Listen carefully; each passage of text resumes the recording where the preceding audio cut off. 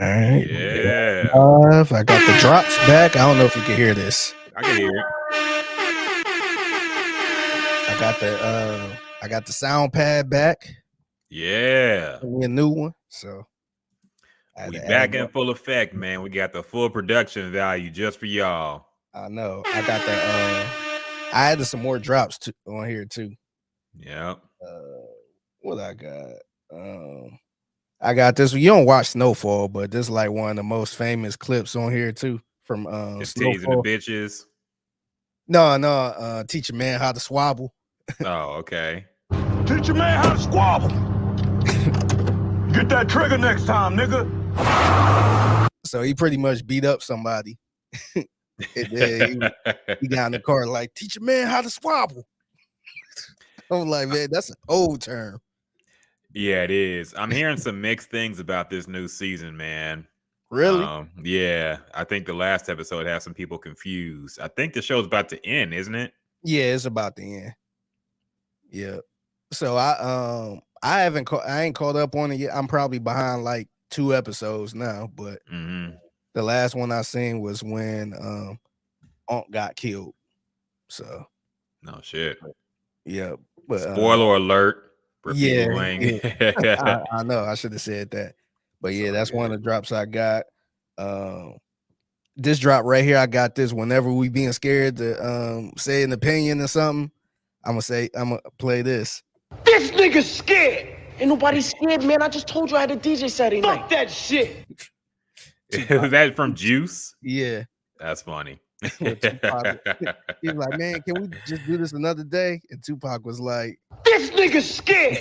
Ain't nobody scared, man. I just told you I had a DJ Saturday night. Fuck that shit.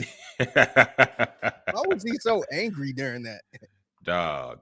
Like his whole persona became that after that movie too. That's a crazy thing, man. Like Tupac was suddenly angry all the time after Juice, man. Yeah. It's like especially after prison. Yeah. Like this nigga just night and day. You watch early Tupac interviews, he's a little more mellow and laid back. Yeah. After jail in particular, like he's just angry all the time, man. Yeah. Like damn. But yeah, that was Tupac in the flesh. Yeah. Bishop, that was Tupac before Tupac. Yep. Same with it above the rim, man. It's like why was he such an asshole in Above the Rim? Like why was he so mad in that fucking movie, man? Yeah, I don't know. That shit was ridiculous, but yeah, we back in it, man. We back in full effect with full production value for y'all. Any new drops? Any other ones? Nope. I think that's it. I got Where the bitches at? I got this one. It's supposed to be titties. Where the fucking titties and the bitches? I'm gonna add some more too. I gotta think. Every time I'm at home, I'll be like, "Oh, that could be a good drop." Yeah. But yeah, I can't wait to just use this. This nigga's scared. Everybody's scared, man. I just told you I had a DJ Saturday night. Fuck that shit. Yeah, man. We back at it. Back in full effect for the podcast, man. Back for y'all gripes about In the Loop as well. If y'all want to get them off. Last week was like the fuck Landry show, man. Yeah, man. A lot of people came in upset about Landry. I don't know what the fuck Landry said. Bravo listened to he commented on the podcast, said something about Landry too. So fuck it. If y'all want to air out your grievances about In the Loop and Landry, bring them here, man. And I gotta say this too, man. Like I be seeing the tweets y'all send us, but it's very awkward when you like shitting on one of the co-hosts. Yeah, y'all, you cool, but man, Landry is a fucking idiot. Blah blah blah. like how do you like that tweet, man? Yeah, you like can't. It's hard to interact with that tweet because Landry is a good friend of mine. So yeah, it makes it very awkward, man. Like we appreciate everybody who listens to the podcast, even if you don't like Landry or In the Loop or whatever, but you gotta understand we can't boost something like that. It fucking niggas got to go to work with people, man. It's funny because that's the same thing we talk about. So like if let's say somebody on the Houston Texans, let's say Nick Casario was on Twitter for some reason and he tweets something like, man, I can't wait to go back home. And somebody on the Houston Texans like that or something. It's like you agreeing with it or something. You know what I mean? So it's like you know, I can't really like the tweet, or you know, it'll look kind of bad if I'm trying to defend the tweet too. because that's your opinion. I ain't gonna change that. So it's like I just got to look at it and just kind of keep it moving. But we Yeah, appreciate man. the love, man. Nah, we do. So if y'all got an issue, you can air it out here, but just know we ain't gonna fucking necessarily engage with it too much, be shitting on co-hosts and shit. But I Yeah, understand, man. Everybody, tensions are very high right now in Houston sports for some reason.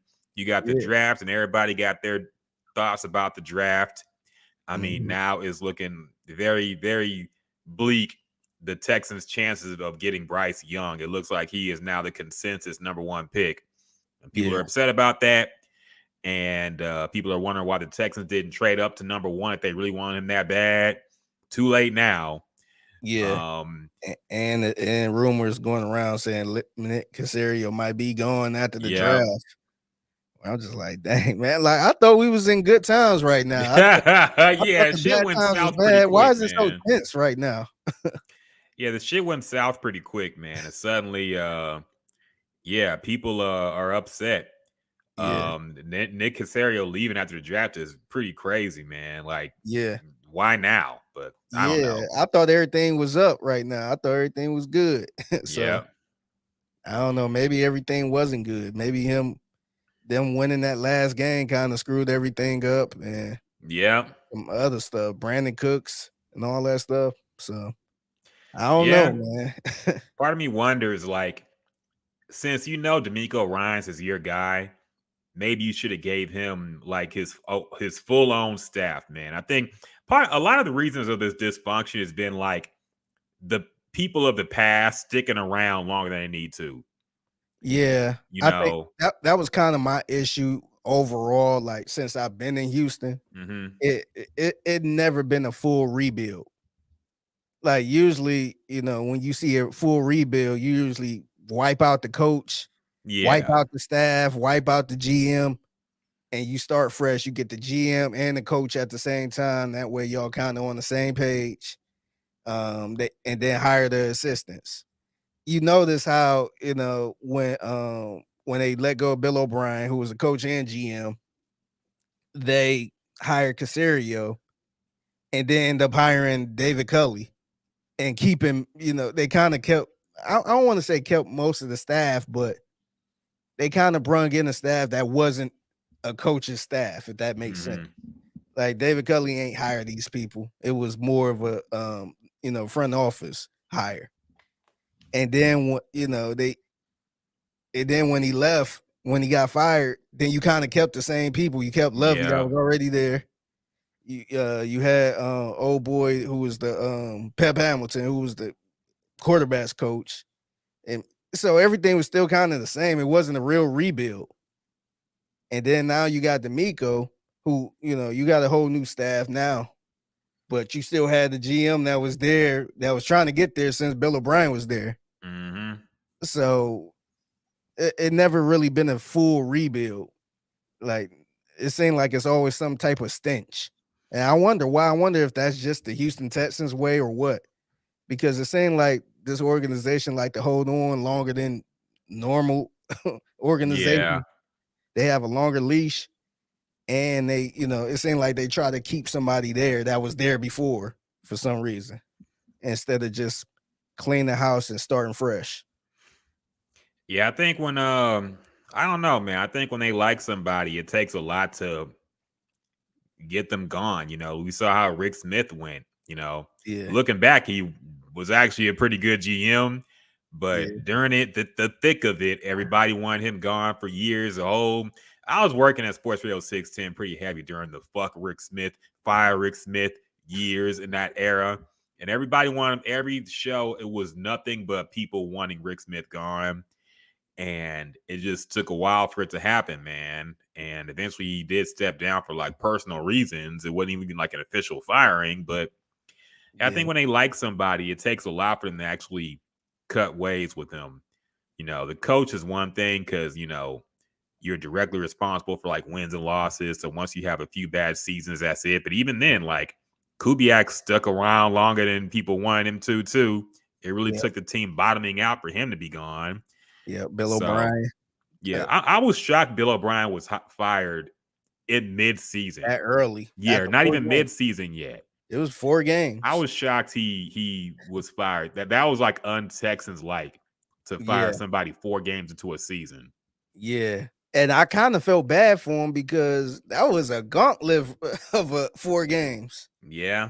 He played, I think it was like Kansas City. I want to say like Kansas City, Pittsburgh, Baltimore, and Minnesota, who was all good, Mm-hmm. and that got him fired. I mean, I felt at the very least he should have had to withstand the embarrassment of what he built.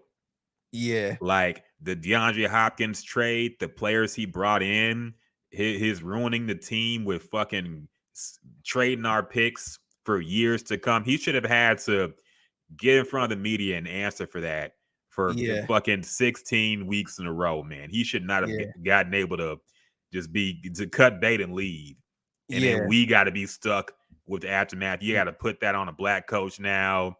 Romeo Crennel got to answer for this shit now. Lovey Smith got to answer for this shit now. David Culley got to answer for this shit now. Like, this is the blowback of what he did. yeah, And so he kind of got off easy in terms of yeah, facing the music of what he built here. yeah. And that's what I kind of like about Tillman Fertitta a little bit. Like, he ain't fired no coach in mid-season.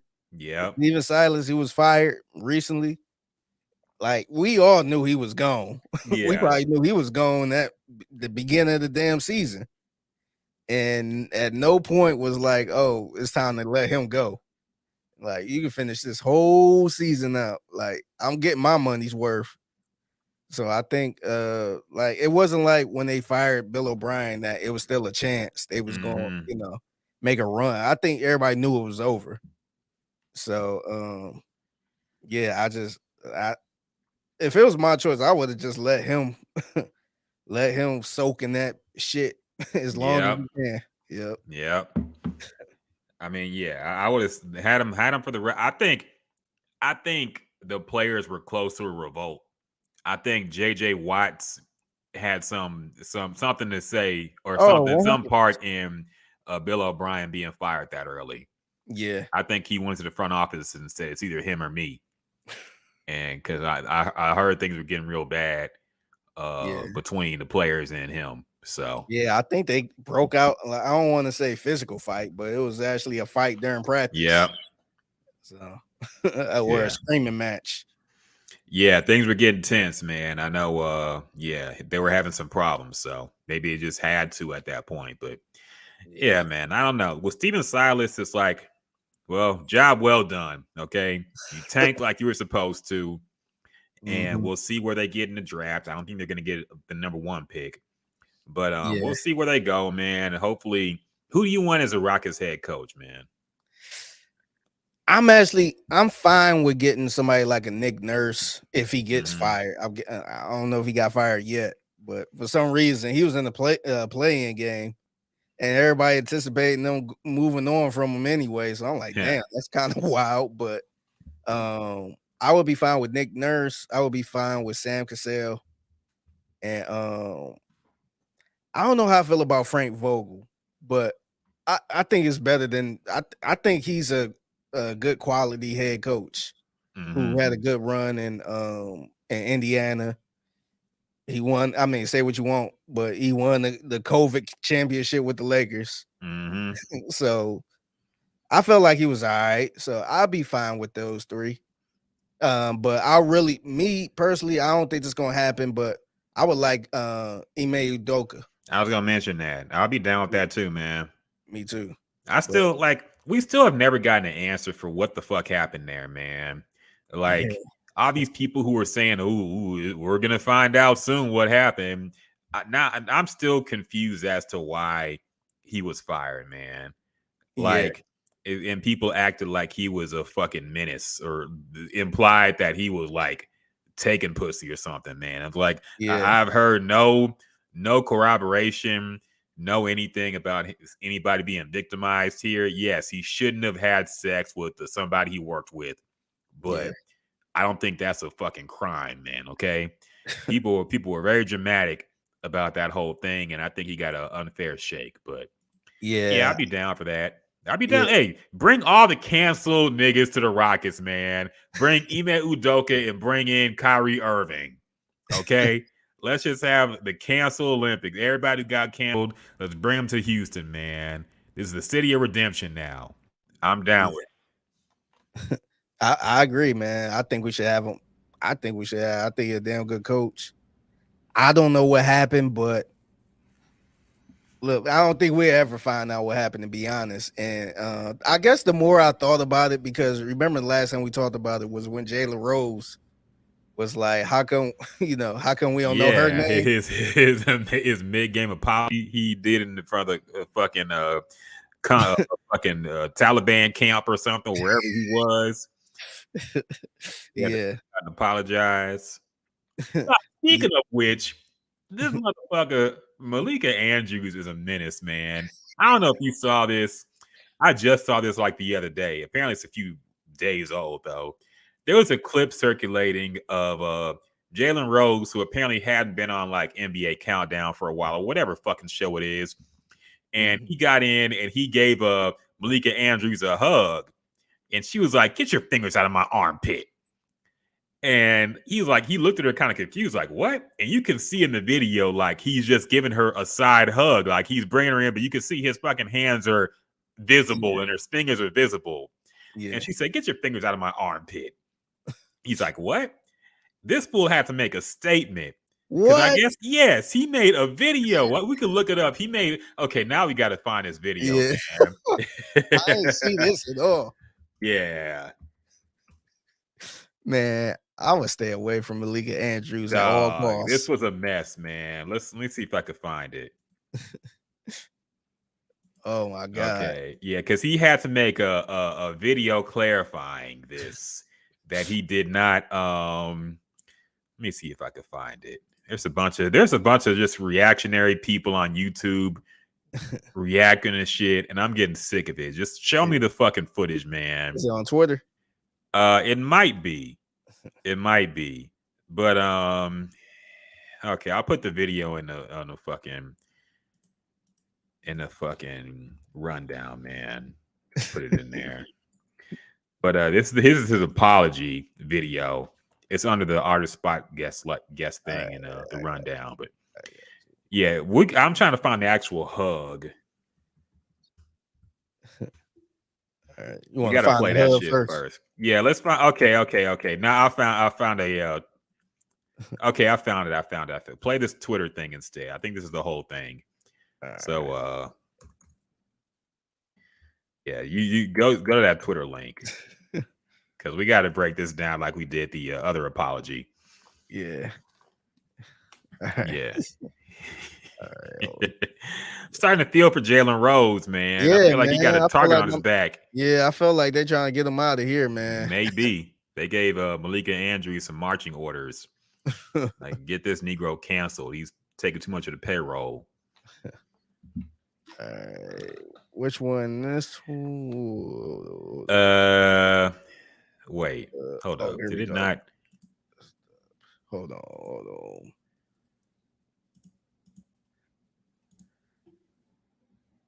All right. Okay, let's go. Get your finger out of my armpit. We're just happy to see Jalen Rose welcoming in the man with the best hair in television. Let me turn it down a little bit for a second. Wait, hold. All right. So let's examine the hug first and foremost. It's kind of hard to see, but there's a zoom in and you can tell like his fingers are not in her armpit. Like it's just there you go. Yeah. See, like he got this hand on the ball. And his hands is right. He's just giving her a little. Right, it's not even like a uncomfortable hug, man. Yeah, this is a little more uncomfortable right here. Right, she's putting her hand on his chest, and it seems like she just wants. I don't know if that's like a get away from me push or what. Yeah, like I know Malika. Out of my armpit. We're just. See, what? Get your finger out of my armpit. We're just happy to see Jalen Rose welcoming in the man with the. Now you say maybe she's being playful and joking, but in this era, on this station, I feel like it's dangerous to even imply something like that, man. Yeah. I thought about that for a while. Like maybe she was just playing around, but I You feel like can't she even play knows like better that. than you can't even play like that no more, man. Yeah. So and if there's any allegation against Jalen Rose, like they would bring that up. Look at Yes. him improperly hugging and putting his fingers in the armpit of Malika Andrews. So part of her had to know like how that would sound Yeah. on TV and social media, man. But she did it anyway. And Yeah. Jalen Rose had to make a statement about it. I don't know if he had to, but he just That's addressed it on Parent television. Instagram Live. Here you go. Turn it down a little bit for a second. Some people don't address things head on because it may be good for their ego, but I don't. You know what I'm saying? Let me tell y'all something loud and clear. And I even turned on the music for this. Malika Andrews is like my little sister. She from the Bay. Like my other sister, Amina Hussein, who's a producer at Amazon that's like my sister. That worked at ESPN that got me on NBA Countdown. And let me tell y'all something that's very, very direct and clear, so ain't no gray area. First off, you damn right I hug my sister because I'm a real one, I'm a boss, and I'm a G. Wait, pause it. Next. That sounded a lot like the Lil Wayne, damn right I kissed my daddy. Yeah. You're damn right I hug my sister. Okay, keep going. I didn't put my finger under her armpit. If you look at the picture, I only got 4 fingers and 1 thumb, and they on her shoulder. Number 2, I ain't get fired from ESPN for doing that. Oh, they Man, they are petty, man. I know if you're listening to the podcast, they put a picture of Malika Andrews and her boyfriend Dave McMenamin on and some other pictures after this apology. But yeah, the fact that he had to make a statement about this, or the fact that he even addressed it, is ridiculous, man. And I mean, I don't know why he was mad at us.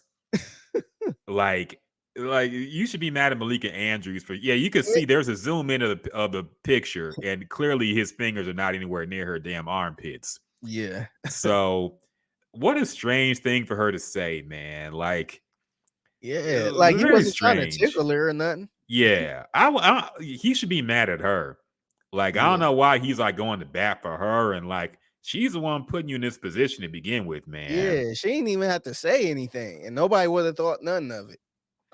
So I don't get it, man. It's like maybe she was just uncomfortable being hugged, period. I don't know. And in that case, he should not hug her anymore. You know, he's trying to defend the hug, and it's like y'all gotta figure that out. That's not your sister. If she have a problem with you hugging. But the fact that he had to clarify and make an armpit statement just speaks to the era we're in right now, man. Like, damn, and this is the crazy thing. I guess maybe he's scared to throw her under the bus a little bit, but she said, "Get your finger out of my armpit." And so why are you responding to people saying she said it? It would be one thing if like it'd be one thing if Twitter blew up and said, "Oh, you got your fingers in her armpit." Yeah, but she said it, and people just reacted to it. And wait, this is the Believe Women era, right? Believe Black women, okay? And she is a notable Black woman. She took a Rachel Nichols spot, and look, we're supposed to believe them. So if she says he had his finger in her armpit, that's supposed to be what we go with, right? Yeah. So it's her word against yours, and we're supposed to boost Black women's voices, man. Okay, so I'm sorry, Jalen Rose, you are wrong. We're accusing you of assault. I'm just playing. But it's just so strange, man. Like, that's just a dirty thing for her to do, dog. Sometimes I feel like people go too hard on these fucking ESPN personalities, but that's some shit that's just dirty, man. Like, why would you even put that out there for no reason? I mean, at least he addressed it on his live. It wasn't like an ESPN background. Yeah, they didn't. They didn't make him. Had to cut for commercial break. I would like to apologize for an improper finger usage in my hug to Malika Andrews this past segment. Yeah, that shit was wild, man.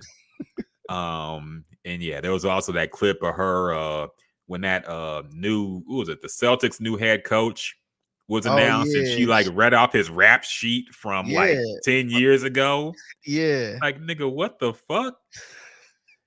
And y'all claim to care about like how black people are portrayed in sports and media and shit like yeah, this. And then y'all, our own people, be doing shit like this, man. This is a dirty game, man. yeah. Do you feel like she got like? And I hate pulling this card because she a black woman. Mm-hmm. But do you think it's something there, or do you think her being married to a white man is kind of, is that kind of showing a little bit? Like I hate to kind of pull that card, but it seemed like she was really going hard on these on black men when it comes to like relationships and rap sheets and stuff like that. Do you think it's kind of weird her doing that and being married to a white man? Look, I don't want to put it on being an interracial. Like, we've had the whole interracial relationship debate, and it's like, I don't give a fuck, man. Date whoever you want to date.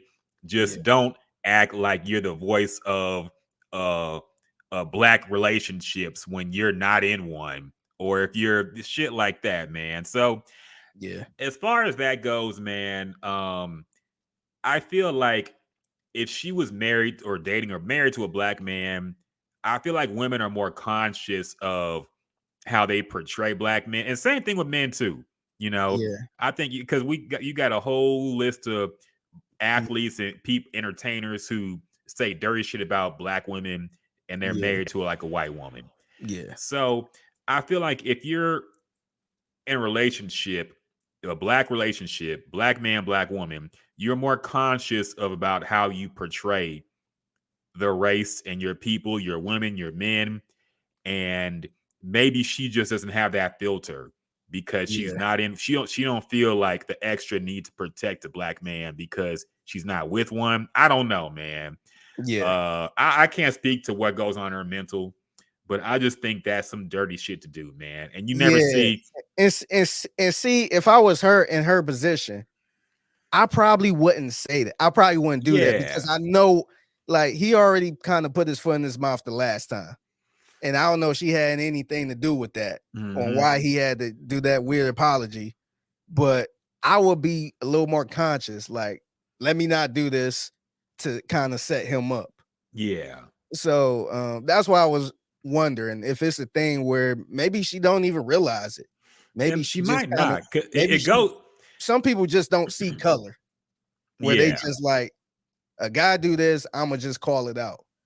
And me being a black man, I kind of watch what I say Mm-hmm. because I don't want to, I don't want to, I know how it can end up if I'm sitting there complaining about, let's say, another black man. I might just take it easy and look the other way because I know if I say something about this black man, he might get fired or something. Yeah. So it seemed like she don't really got that in her heart. She just kind of like real loose with it. Yeah, no, I agree, man. And you don't see people like Taylor Rooks do things like that. You don't see most people in media do things, and she's done things like the whole thing with Stephen A. over the Ime Udoka thing, where she Yeah, was like, "The one thing we're not going to do here is blame women." And yeah. he's like, "What the fuck?" Like, first off, I don't appreciate what you're implying here.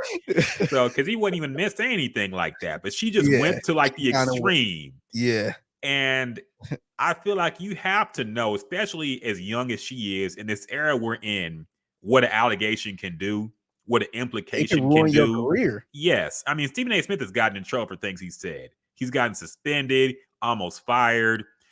He's lost. He talked about this in a few podcasts. Yeah, I think he has a new book out too where he talks about it. But the Aisha Curry thing got him in trouble. The Ray Rice thing, he had some comments that got him in some real yeah. trouble. Mm, And it's like, I just feel like you have to be aware of what those kind of comments can imply. But yeah, I don't know if she has that filter. Maybe she just doesn't think that way. Maybe she's yeah, just like on that side of Twitter in the yeah, gender wars. Maybe she's entrenched. I don't know. But yeah, it's just some nasty behavior, man. It's like I Yeah. understand calling out actual improper behavior, and there's definitely people manipulating women and just some scumbags in the industry, but not everybody is like that, man. Yeah. And there's some people that you should not try to throw under the bus under any Yeah. circumstance, just for no reason, you know. Mm-hmm. Yeah. So what up, Derek? We see you. He says on Facebook, watching the podcast for the first time. So far, so good. Appreciate you, man. He said the race car too. We pull the race card a lot on this podcast, man. Let's let you know now. This ain't in the loop. Okay. I ain't gonna play the sounder, man, because we're gonna be playing it like 50 million times on here. So. It's a black podcast. We're gonna talk about black stuff on this podcast, man. So we said Tab in the YouTube comments as well. What's going on, dog? What's Good up, to have you Tab? as well. You were just talking about Malika Andrews' armpit allegations. She alleged that Jalen Rose put his fingers in her armpit during a side hug, and it was just very, very strange. She had to make a video explaining that he didn't, which is just hilarious. Yeah. But so we'll see how that goes with them. But I don't know, man. I feel like maybe I feel like a lot of people are trying to. I feel like stations or media companies are like using controversies to get people out the paint. Because look what's going on with Don Lemon, man. There was a hit piece on Don Lemon like a week ago where people just spilled out all the stuff he's done behind the scenes. And this came out of like nowhere, man. Yeah. He had one comment about the Republican lady being past her prime or whatever. And it's like suddenly the floodgates opened. Yeah. And now everybody was attacking Don Lemon. And it's like, part of me feels like the companies are backing this because they want a reason to fire these people. I think so. Yeah, I think so because, like I look at like in the media in the industry, I would say, if they don't like you, all it takes for you to make one tiny mistake, and they will use that. It might not work. It's kind of like when you look at the feds when they investigate somebody. They ain't gonna get you for the running a red light. Hell, they might not get you for murdering somebody, but they adding up all of the stuff you do. They got a long rap sheet and they doing the whole investigation and just tallying everything you do. And then when you do one more little thing, then like, all right, we got him. So let's get him out of here. This is all the stuff he been doing. Yeah.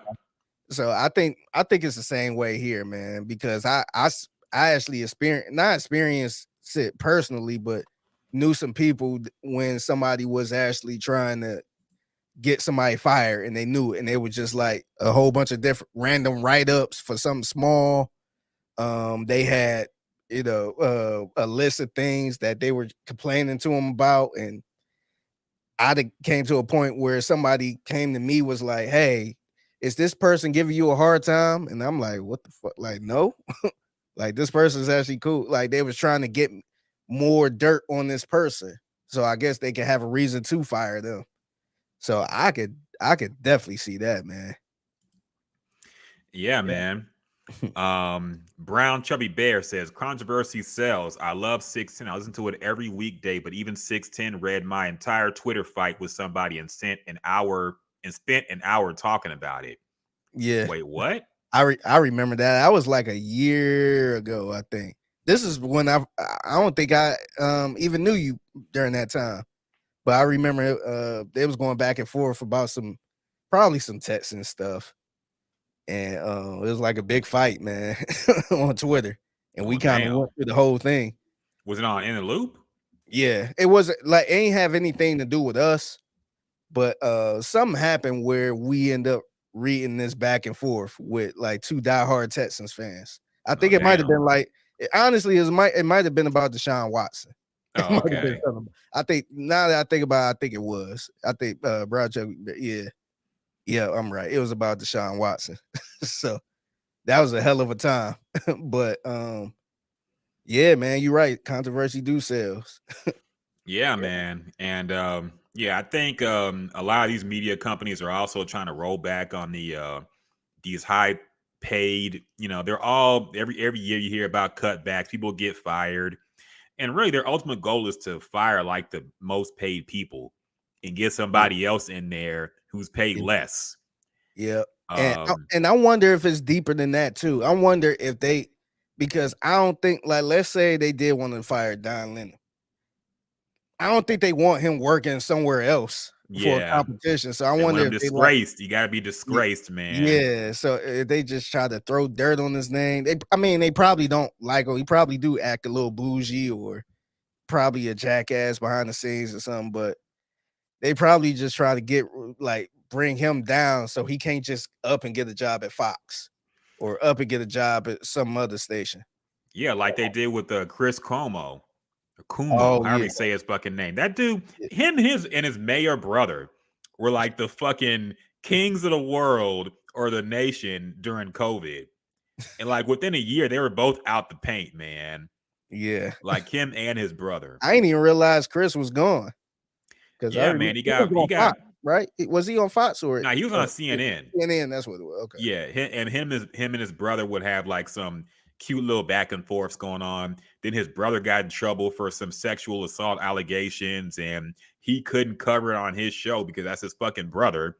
And then he got exposed for basically covering up shit for his brother. Damn. And he got fired for it. So now it's like, where else can this dude work, man? Liberals hate him. Is he gonna like where else is he gonna go and work, man? So yeah, they make sure your name is tainted. So you can't boost up anybody else. So yeah, we'll see. But I don't know, man. It is a cold world, man. That's why I hope I don't never like I try to be on everybody's good side. I try to be respectful. I want, like, if I ever get fired, I want everybody to be like, oh my God, how can we run this station without Figgy? Protest. Hey. I wanted to feel like I died. I want to be mourning around this motherfucker if I get fired. Nah, I don't want nobody to throw a party if I get fired. We want a protest, man. Yeah, we had some people out here throwing protests for Deshaun Watson before the allegations came out and shit. If Figgy ever get fired, I want to see y'all picketing in the streets, okay? I want to see y'all picketing. I want to see some people very upset. I want to see news coverage. It's got to be on the news that Figgy was unjustly fired for whatever reason, man. So y'all got to be emotional. Yeah, I want y'all to be out here, 24 Greenway Plaza. Yeah, it was a protest today out here. Like, I kind of had a little trouble getting in. They had all the entrance locked, so it was a security guard there. I had to tell him I work here, and he opened the gate and let me in. But all I kept hearing from them was like "free Palestinian" or something. Who's it for? Like, I know we've had some because I think Ted Cruz had an office in our building, but I don't know if he still has one. I don't think that was it. This seemed like it wasn't even our business, to be honest. No, damn. They kept saying "free Palestinian" or something. There's a lot of people that was I want to say Arab or something. I don't know. I don't know their ethnicity, but they was like wrapped in like headbands and turbans and stuff. So yeah, I don't know. Something like they probably had like a Jewish speaker or somebody up there, somebody with Israel. Maybe I don't know. It could be. I don't know. Yeah, but maybe somebody had some kind of appearance or speaking engagement there, and people found out. So yeah, it was pretty rowdy down there. So damn. Yeah. Yeah, man. I don't know how I feel about protests. I feel like in a way, protests are supposed to be like disruptive, but at the same time, don't fucking stand in the middle of the highway and block my way to work, man. Don't do shit like this. Like, that's the point of the protest. They're trying to bring awareness. Yeah, but just don't disrupt me, okay? Disrupt the man. Yeah. That's my thing, man. Like, disrupt the people, like the politicians, the people, inconvenience them. Don't inconvenience like the everyday people, man. We're just trying to get to work, feed our families, okay? Like, don't disrupt me on my way to work to fucking eat and pay my rent, okay? Disrupt the millionaires and billionaires, okay? Get on the airship on their private flights and do something with them, man, okay? Like, don't try to inconvenience us for some shit. And honestly, what can I do about it? Yes. Like, I don't know what I could do about it, and I was just trying to get to work. So I You don't can know. It vote, wasn't, Figgy. huh? You can vote. Okay. I know. Just let me know what I need to do, and I'll vote for y'all.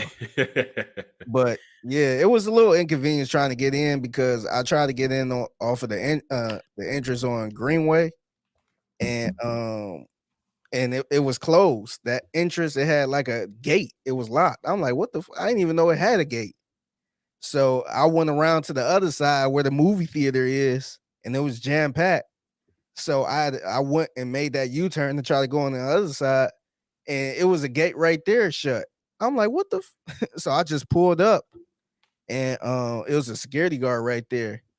And I told him I work here. I work at the radio station, and he opened the gate and let me in. So I'm like, oh, No shit. I'm like, damn, that's wild. Yeah, they saw I guess they're doing that 9/11 style security where they Yeah. got scared because they saw people in turbans and shit. And so they're like, uh-oh. But yeah, man, it's fucking crazy, man. Like, look, I'm all for the protests, but just the people gluing themselves, like some of that shit, the shit that was going on in the NBA season as well. People running on the court, and I don't know, man. Like, what is Oh that? yeah, What does that do for your cause, man? yeah, I don't yeah. really I get forgot that about shit. that. Yeah, it was like a month of that shit going on, man. And it's like Yeah, nobody even knew what it was about. It was just yeah, random people running on court and yelling and screaming and shit. So yeah. yeah, wild times, man. But I don't know. But anyway, on to the topics, man. On to the new releases. We'll break down some new music that came out this past week or this past few weeks. I guess we'll start off with the new Drake single. Drake dropped a Lucy. It is called Search and Rescue. It is produced by kind of a newcomer producer, Benny X, who he produces for Yeet, as well as he did that Poland song with Lil Yachty as well. Kind of like a kind of a hot name now in hip hop. Derek says, "I will protest for you, Figgy. If they ever fire you, hopefully not. Love you and your shows." Yeah, man. Appreciate it, Derek, man. I need that. I need all the love I can get. Hell yeah. So yeah, Drake dropped this single. Some shots apparently at Kanye with the promotion, the rollout, and the song itself. There are some clips taken from Keeping Up with the Kardashians. Kim Kardashian quotes are in there. The cover art for the single features a woman who looks suspiciously a lot like Kim Kardashian. Clearly some subliminals being shot again towards Kanye after I guess they've fallen out again Yeah, after their I thought they squashed Free it. J Hoover concert. Larry Hoover, my bad. J Hoover. J Edgar Hoover. No, not him. Larry Hoover. Yeah, apparently things are bad with him again. But anyway, he dropped this single. Figgy, what were your thoughts on it, man? Did you like it, or you think Drake is washed? I wouldn't say Drake is washed yet, but this song was awful, man. Like, I hope this wasn't like, I'm sure he probably, the way he works, I'm sure he probably going like, oh, it's just a Lucy, it's just a throwaway. But I didn't like this at all, man. It was a snooze fest. To me, he was you mentioned Yeet, like the producer was, produced for Yeet and Lil Yachty and all that stuff. It kind of sounded like he was rapping like a Yeet or a younger artist. How they rap like it kind of had like a Lil Yachty, not Lil Yachty, but Lil Uzi Vert feel to it Yeah. for some reason. It's like, why the hell are you rapping like that? So I ain't like it at all. That's all I had. When I first heard it, like I cut it off probably like 20, 30 seconds in. I'm just like, man, I don't want to hear this, man. I ain't like, come on, man. Like, I'm I'm trying I'm trying to hear bars from Drake at this point, or at least a good song. And I ain't hear bars or a good song in this. So I finally listened to the whole thing again today, and I didn't miss anything, man. It was pretty much I felt like he just duplicated the lyrics later on in the song Yeah. to make it longer. So I ain't really care for it, man. I was disappointed. It was I wouldn't even call it mid. It was just bad. Yeah, man. I don't really know why Drake released this. I just don't understand why he dropped this even at all. Like it was so uninspired. It was so just I don't know, man. Like Drake just has nothing else to sing or rap about at this point. Like it's the same themes over and over again. And his singing, look, people like his. I've given up this fight of trying to convince people that Drake is just an awful singer, but this monotone, somebody save me, like this shit is just, I can't take it no more, man. Like I can't take the monotone singing. I can't take the basic ass bars. I can't take like the same old love song he want to sing.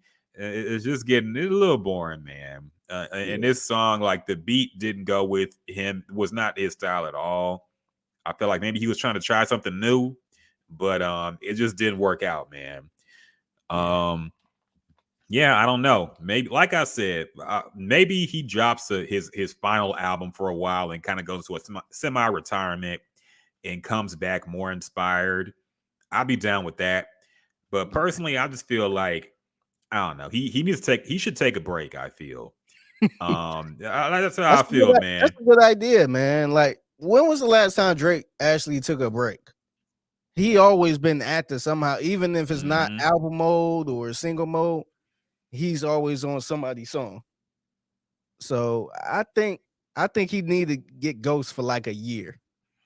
Yeah, I like to see him do other things. I like to see him promote other artists. I like to see him maybe get into other forms of media, do some acting. I don't know, some other things he's been talking about doing, but we haven't really seen him do. Yeah.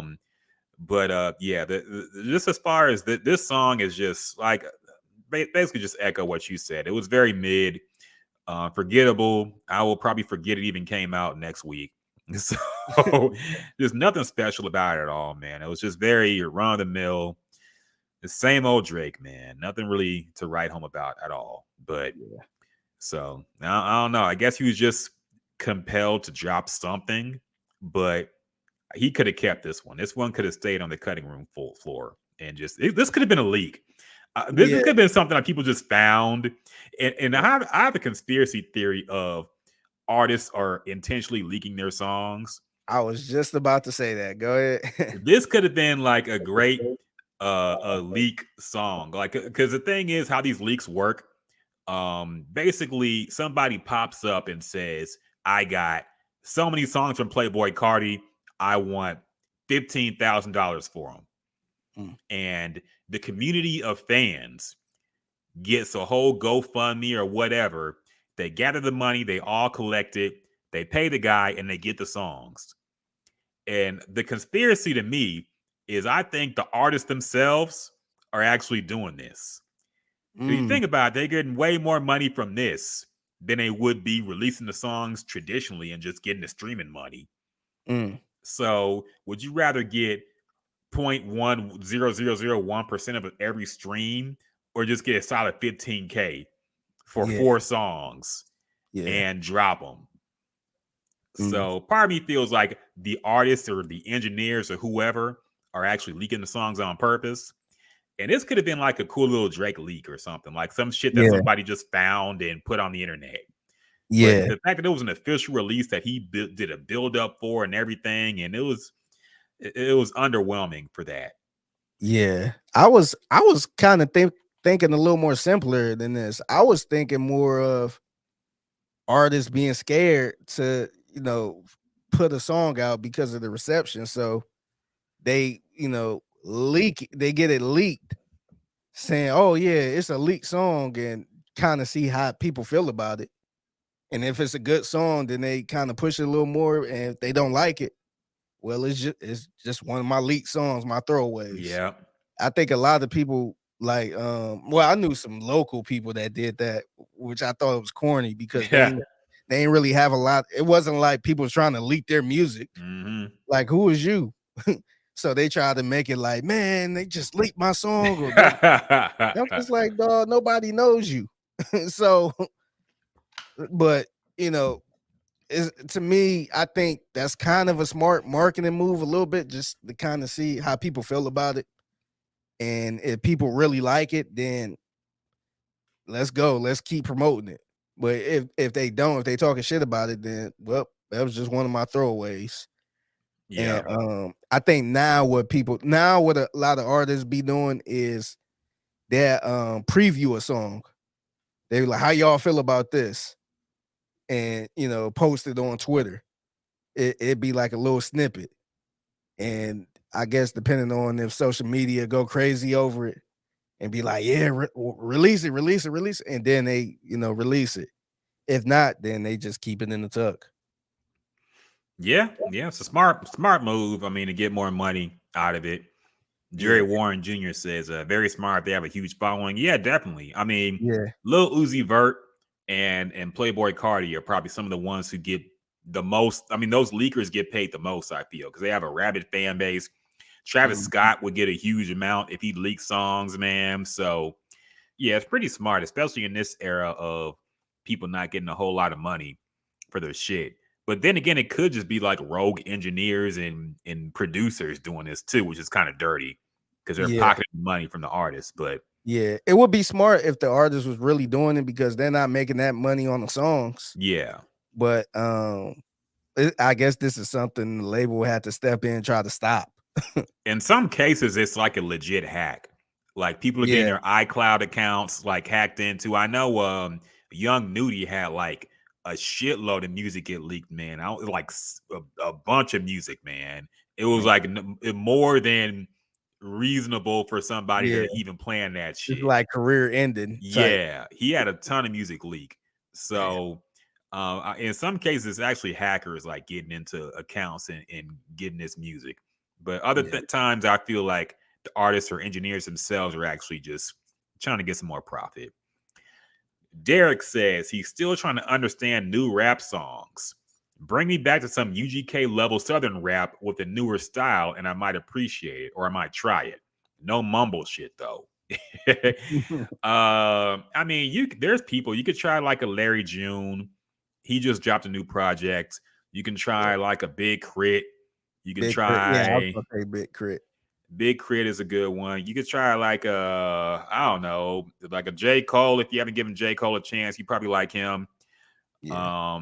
But yeah, I mean, look, it's tough finding that you UGK ain't gonna find another now. UGK, man. Yeah.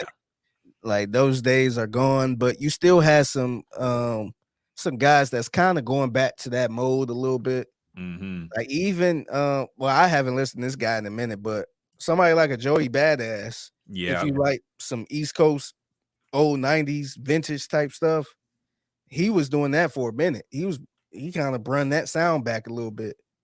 So I don't know if he's doing that now, but somebody like that is good. It kind of bring you back to the older days. But yeah, I agree with you. Big Crit, that's somebody I would check out too. He kind of got that old school feeling. And honestly, Derek, I know you in H-Town, you're a fan of the show. Look, Slim Thug and them still releasing music, man. Lil Kiki still releasing music. And a lot of their music still got that H-Town flavor to it.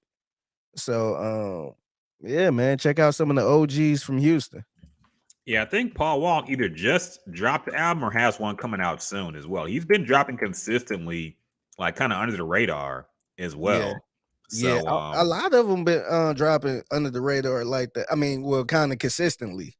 Yeah. Because if you kind of outside of Houston or Texas, you probably thinking like, damn, what happened to Paul Wall? Or damn, what happened to the Lil Kiki? But they still out here dropping albums, man. You could check them out on your streaming platform. Yeah. Like they still got some stuff. So yeah, check them out.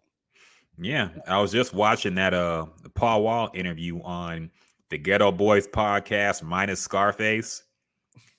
Scarface still ain't come back for the podcast. Since that one incident? Yeah. Oh man, so it must have really been real. I think it's over. I think because I went back to listen to the podcast on it because I was like, he hasn't been on since that episode. So I went back and like, dog, it got kind of ugly at some parts, especially towards the end. Basically, Willie D implied, he basically straight out said that Scarface was trying to sabotage the Ghetto Boys' success by releasing his solo albums close to the release dates of the Ghetto Boys albums. And basically that he piggybacked off the Ghetto Boys success and that the Ghetto Boys is like bigger than Scarface. Like he actually believes that, man. And Scarface was really taken aback. Like he was like, "You think I would do that? You think Scarface would do that?" And he's like, "I think this nigga named Brad would do it because he's a shiesty ass nigga." He legit said that, man. Damn. And I feel like I feel like certain lines get crossed to where you just can't come back and act like friends no more. Yeah, if you feel like Brad is a shiesty dude that would do that, how can we be friends then? Yeah. Because you probably thinking I'm shiesty over here with this podcast now. So I think the Ghetto Boys podcast might be over. I think Willie D just gonna do a solo from now on. But it's disappointing because they've had some good guests. They had Beat King on, who we still need on the podcast at one point. He had Beat King, he had Paul Wall, and there's no Scarface. So the podcast has lost its juice, man. It's just, damn, man. Nah, it's difficult now without Scarface. Unfortunate that happened. The Grammys really ruined the Ghetto Boys. Yeah, think about that. Was that bullshit really worth the end of the Ghetto Boys? Yeah, him rapping for 10 seconds. Yeah, ruined the podcast, man. I know. Derek says, I still love my OGs like Lopez. They stuff good, but I'm talking about new upcoming artists to hold tradition of H-Town and its standards, which are so high with so many OGs. I don't know if it's a lot of I guess up and coming artists that's to that traditional H-Town sound. Yeah. Because let's be real, a lot of artists or up and coming artists are chasing the new sound. Yep. So I don't know if Atlanta is the new sound or what, but remember back when everybody tried to sound like this from Atlanta? Mm-hmm. Like you could be from LA and a song can sound like Future.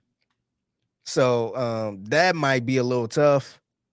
But look, man, it's some stuff out there for everybody. You just gotta dig deep, man. The best way to do it is to look on YouTube, just try to discover some unknown artists or up and coming artists, because 9 times out of 10 those are the ones that ain't getting discovered because of that sound. And the way the industry is, they looking for people with the same sound that's working. Yeah, as far as up and coming rappers, most of them are gonna sound the same, man. Like if they're trying to make a hit, if they're trying to pop, they're gonna be chasing whatever sound is popular now. They're not trying to sound like fucking Slim Thug in 03, man. It's just that's not the sound right now. So yeah, unfortunate, but it is what it is. Yeah. Derek loves him some T.I., so now we got problems, man. So Derek, this is my co-host Ryan Rockett, and one thing about Ryan Rockett is he is not a big fan of T.I. No, to say the least. Yeah, so he been down on T.I. since the whole Lil Flip beef. Yeah. And I don't like how that he had don't get him started on T.I., man. He going a long rant about how much he hate T.I. I saw he apparently ran into Lil Boozy at an airport recently as well. Really? So I wonder if they iron things out about the snitch allegations. Yeah. I don't know what's going on with that, but yeah, T.I. is just enough of this dude, man. Other things that came out, I didn't see this. Apparently, Cameron, Jadakiss, and Mace got a new single out. Yeah. So I don't know if you knew, but Cam, Jadakiss, Mace, and it might be somebody else too. They were on tour. I think they doing shows and stuff together. So yeah. So apparently they made a song together, and this is really intriguing too because Cameron and Mace is like the best of friends now. Yeah. And kind of like old times. And it kind of got me thinking. So I listened to the song. I think the song sound very Dipset-ish, Cam-ish. And it sounds funny hearing Mace on this, man, because I can think of nothing but Mace being a pastor and him actually having a congregation, a church, and all that stuff. But I like I I like the song, but I ain't gonna lie, I'm kind of I like this whole Cameron and Mace thing now, even though it's a little past their time. I'm sure nobody is trying to listen to them. Maybe 20, 25 years ago, yeah, but I don't think nobody trying to check it for them right now. But it just kind of brought me back to like, damn, what happened if it was no Mace with Bad Boy? What if it was just straight up Cam and Murder Mace? What if they never fell out? Yeah. So I'm kind of wondering how that would have been, because it seemed like they kind of catching up on life. Mace and Cameron doing a sports show, which is really good, man. I really like this sports show a lot. They had Jason Williams on there. No, I didn't see that one yet. The tall Jason Williams. I want to say what I think. I can't Was it remember. the black one? Yeah. The baller that don't murk you like Jason Williams, the dude who killed his limo driver by accident. Yes. Yes. So they had him on the show. Gan was joking around. He was like, "Look, I had my dude with the AK in the back too," and they showed the picture of the dude like with the AK. I'm like, damn. But the show is entertaining, man. I think I like that Cam and Mace found another lane instead of just doing a regular podcast gossiping. Yep. So I think this is something that could really catch on. I can see I don't see ESPN or Fox picking up something like this, but I do see a lane where Revolt TV can pick them up, or somebody like Complex, or even even like a Barstool if they want to. So yeah, man. So this I like the song a lot, but it kind of made me go down a rabbit hole a little bit. Like, damn, like they actually cool again. They recording music again, and they found another lane. It's kind of like Cam put Dipset in the back and just moved on, and he's still being Cam. Yeah, and it gets annoying to think of like what could have been if they just talked it out early on, man. Like now that they kind of washed up, they're cool now, and it's good to see. But think about it, like if Cameron and Mace were still, in their 20s in rap, and they worked things out, how big they could have been. And it was unfortunate that the beef ruined it. But I like the show a lot too, man. I think it's entertaining. How do you feel about Pat Beverly feeling a certain type of way because he had some comments? Cameron, of course, went off on I think Pat Beverly had something like he basically said he doesn't have sex at all on game days. Or something. On game days or some shit like that. And Cameron, of course, he was making jokes, man. It was like you averaging like 6 points a game. You averaging a single. Yeah. He said you averaging a triple single. Yeah. And so he was like, it's okay to have sex, man. And then I guess Pat Beverly was on some other annoying looking podcasts as well, with some dorky dude. This is another annoying thing. All these athletes got like podcasts with annoying people. Yeah. Like some random people who don't even belong on any kind of podcast. Yeah. I'm guessing they're like the ones bankrolling it, or the ones who set it up, because that's the only thing I can imagine why they would be on it. My guess is they probably like dorky, like you said, but got a lot of money. Yeah. And they could just say, hey, you want to be on my podcast? Let's do a podcast together. And they paying this person because like what's his name? Schultz, Andrew, not Andrew Schultz, but it's a reporter named Schultz. I forgot his damn name, but he got a podcast with McCullum, who used to play with Damian Lillard. Mm-hmm. And I thought it was kind of random. I'm like, damn, like, how did he get a podcast with him? So to me, it didn't make sense. But recently I found out that he's actually the son of the guy that owns Starbucks. Oh, damn. I'm trying. Let me try to find his name. But yeah, he breaks some news once in a while. You probably seen him. He like into the news breaking stuff. Mm-hmm. But yeah, he the son of Starbucks. So we kind of joke around calling him the Starbucks reporter. Yeah. Because it's like damn, he in the industry where you could tell he don't need to be in this industry. Mm-hmm. He probably good at whatever he do, but you could tell he just kind of getting his way around because his dad is the CEO of Starbucks. So I don't know, man. It's just I think it's probably happening a lot with when you see a dorky white guy, not white guy, but just a dorky guy that probably just got money, and these athletes like, all right, I'll do it. And that's the only way they get paid, because traditionally you're not really getting paid for the podcast unless you're getting ads and stuff. So they probably got the money to pay them to come on every week. Something like a Arian Foster. What he doing now? I know he with Barstool, but them dude, he getting paid per episode. Yeah. He's not wasting his time trying to build the brand, and you don't see the vision and think the money is coming soon. Mm-hmm. They paying him to be there, and they doing the rest. Yeah, I think that's what's happening. These people are bankrolling the podcast, so they want to be on the podcast, but it's annoying to have these fucking nerds talking. Like JJ Redick has a good podcast, man, but his co-host is annoying as shit. Like some guy who don't know nothing about ball, and it's like, why are you even there, man? Yeah. It could just be JJ Redick. That's the one thing I like about Draymond Green. He doesn't have a co-host, man.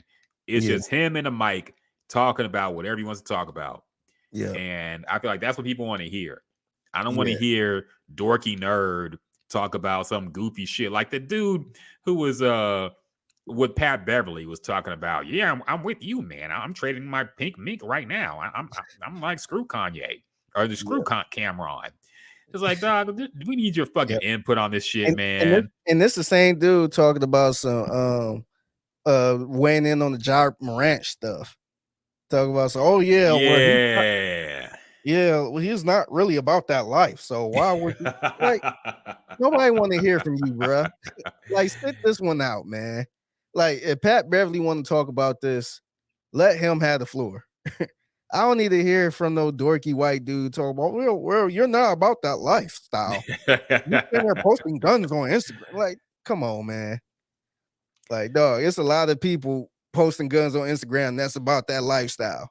Yeah. So don't just sit there not even knowing about that stuff and how people really be getting down to try to weigh in on that.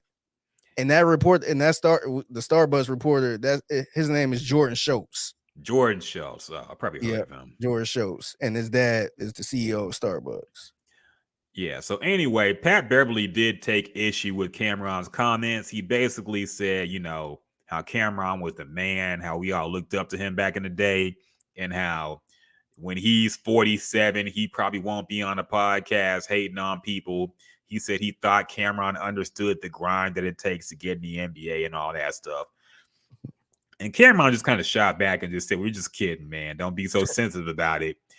But how do you feel about Pat Beverly in his response? Do you think he has a point? My thing is, I felt like Pat Beverly could have responded the same way Cameron dissed Jay-Z back when they was beefing.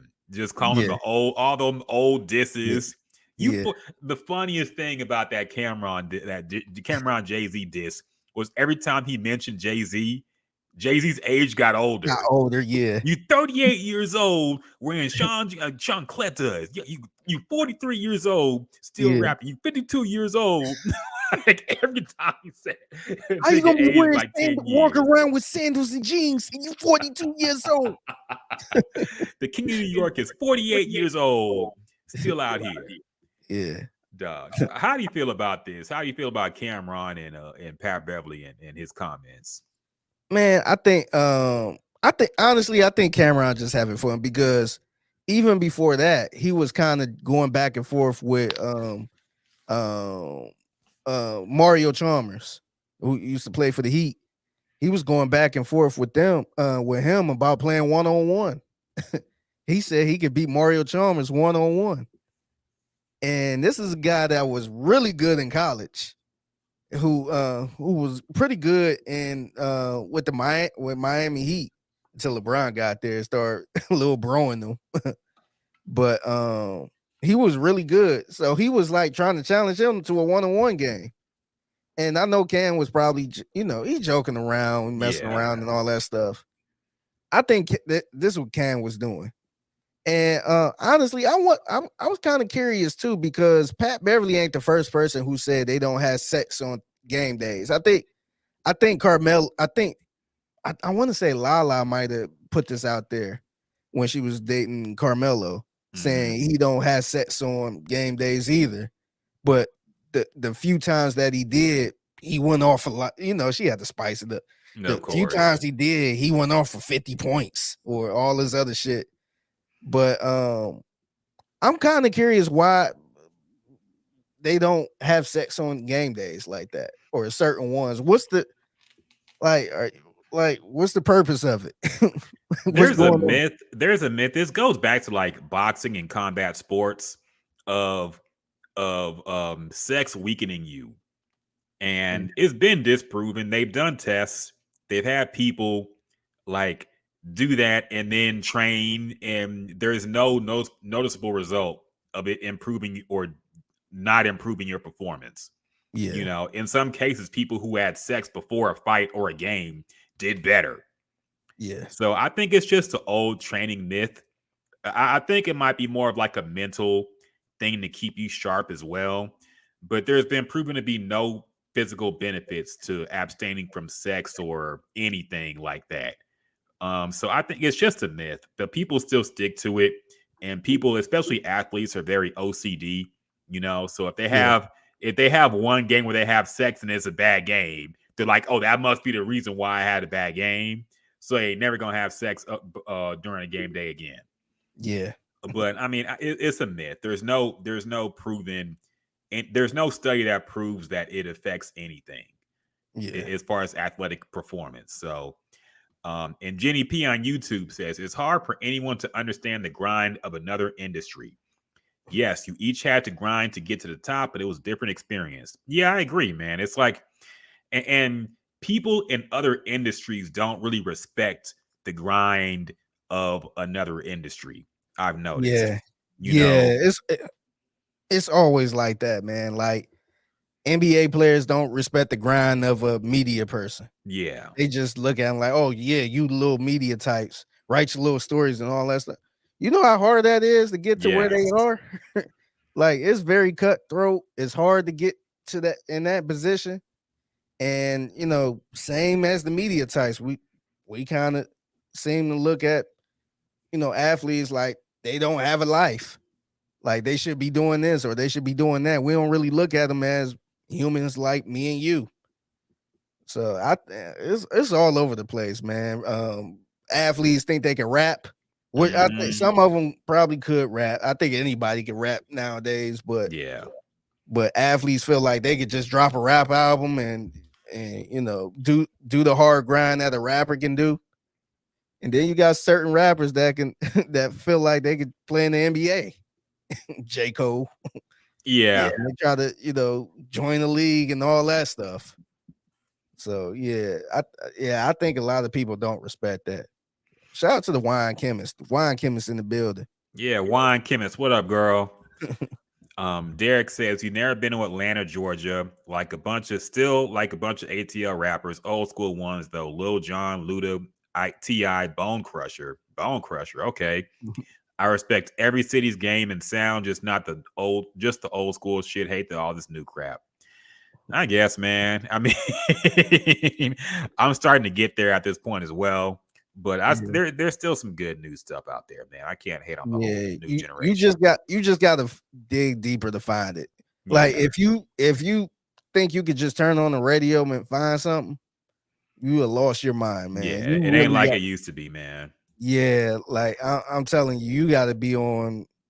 I don't know, like maybe you got to dig deep on YouTube. You got to SoundCloud, SoundCloud. Spotify. Yeah, I would probably say SoundCloud to find some stuff because a lot of underground artists probably don't have as much money to put their stuff on, streaming. So YouTube is the free way to do it. So they're, releasing on SoundCloud and stuff like that. So yeah. Yep. Other things that we were still talking about new releases here. Yeah. So I didn't listen to this Ray Shrimmer album. It did drop. It's a new Ray Shrimmer album, Shrimp for Life. It's one of those things where I just listened to a few songs and I turned it off, man. I'm Me just not in too. the mood for it right now. Yeah, we was talking about that before the podcast, man. Like I've been in a weird, I don't want to call it a funk, but I've been in a weird way where I don't want to hear none of this new stuff. I just like I've been listening to a lot of old stuff. I've been listening to Sirius XM radio. I've been on the Groove channel. So they play a lot of Prince, a lot of funk, a lot of Rick James and all that stuff. So I've just been listening to that in the car, man. If I'm not listening to, a podcast or sports radio 610 or something like that, I just put it on the Groove channel, just some old school positive stuff, man. Because after a while, I kind of get frustrated with the music and how everything sounds recycled. Yeah. And I know we was just talking to Derek how you got to dig deep Mm-hmm. and look for some, unreleased stuff. But sometimes, man, you just be in a car trying to get the point A to point B. And it's like, I ain't trying to dig deep like that. And, the stuff on the radio is the same stuff that will always be on the radio.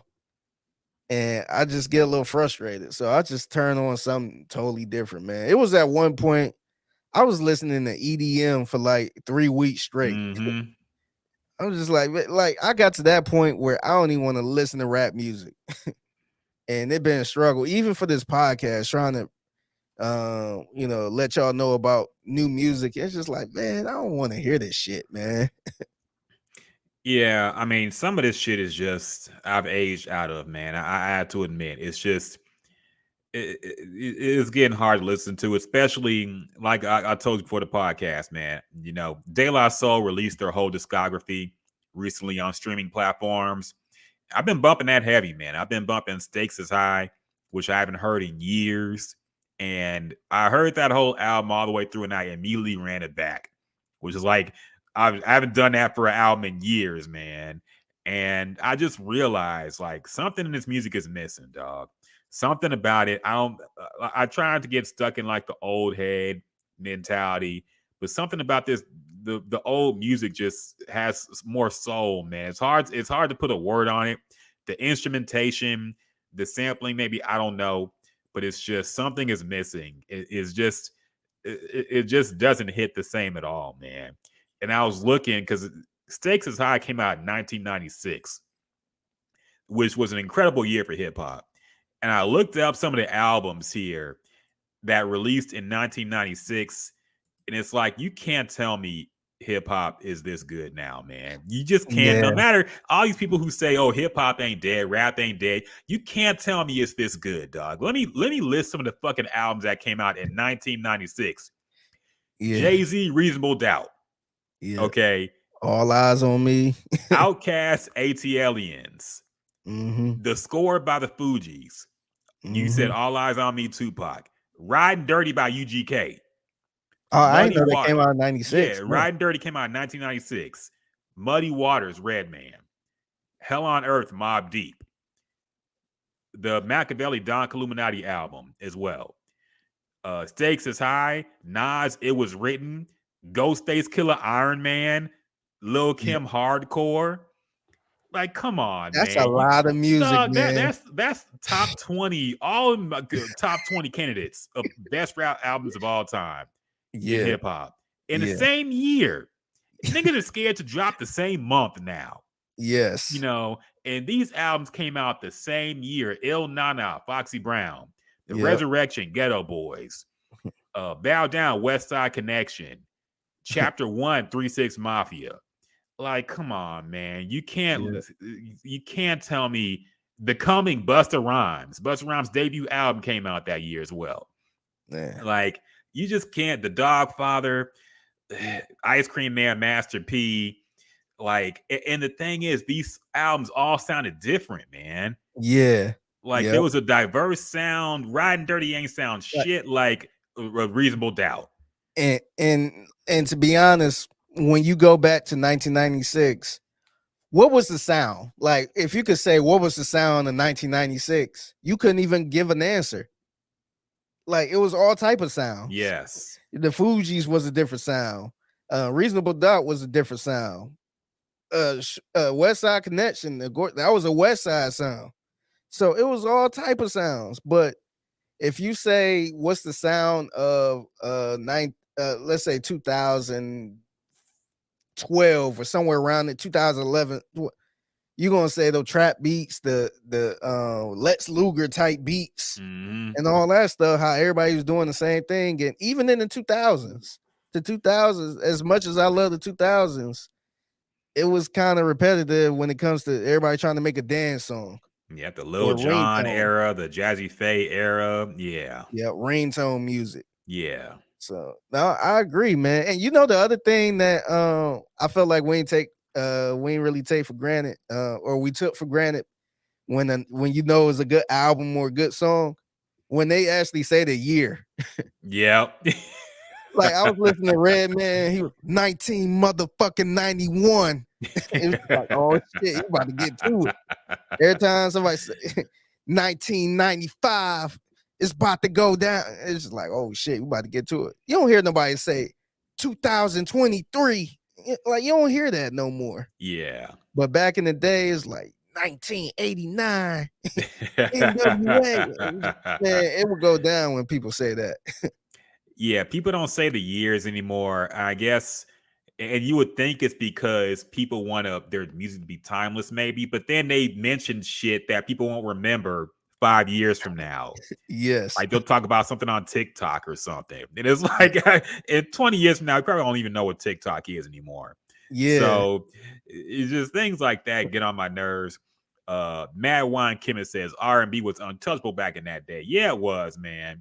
And people argue that was probably the start of the downfall of R&B, honestly, because that's when it started to become more hip hop infused. And yeah, they kind of started rapping. They kind of started singing over hip hop beats a little bit. Yeah, start featuring. I mean, they wasn't rapping, but they started putting rappers on it. They started putting Wu-Tang on R&B songs and stuff like that. So that's where it kind of started blending in a little bit. Every R&B single had to have a rap verse on it, man. Yep. Like, everyone had a rap verse. Yep. But yeah, old school rap, like, make him say, oh yeah, man, Master P was ruining that era as well. Mad Wine Kimmett also says she misses pop rock. I do. I miss rock and roll, period, man. Like, even like the white folks rock and roll, like Green Day. Dog, yeah. I fuck with Korn, man. Shit like that. Like, I like that kind of music, man. Like, it's good gym music, that hard rock shit. And I kind of miss that, man. There's no rock bands no more, really. Yeah, I couldn't get into. That's one thing I couldn't get into the 90s rock as much, like the Green Days and stuff like that. The stuff in the early 2000s. I do like classic rock though. Like, I'm a big fan of Led Zeppelin. I like the Stones. I do like classic rock though. Yeah, but I could get into Green Day like that, man, or the Linkin Park shit.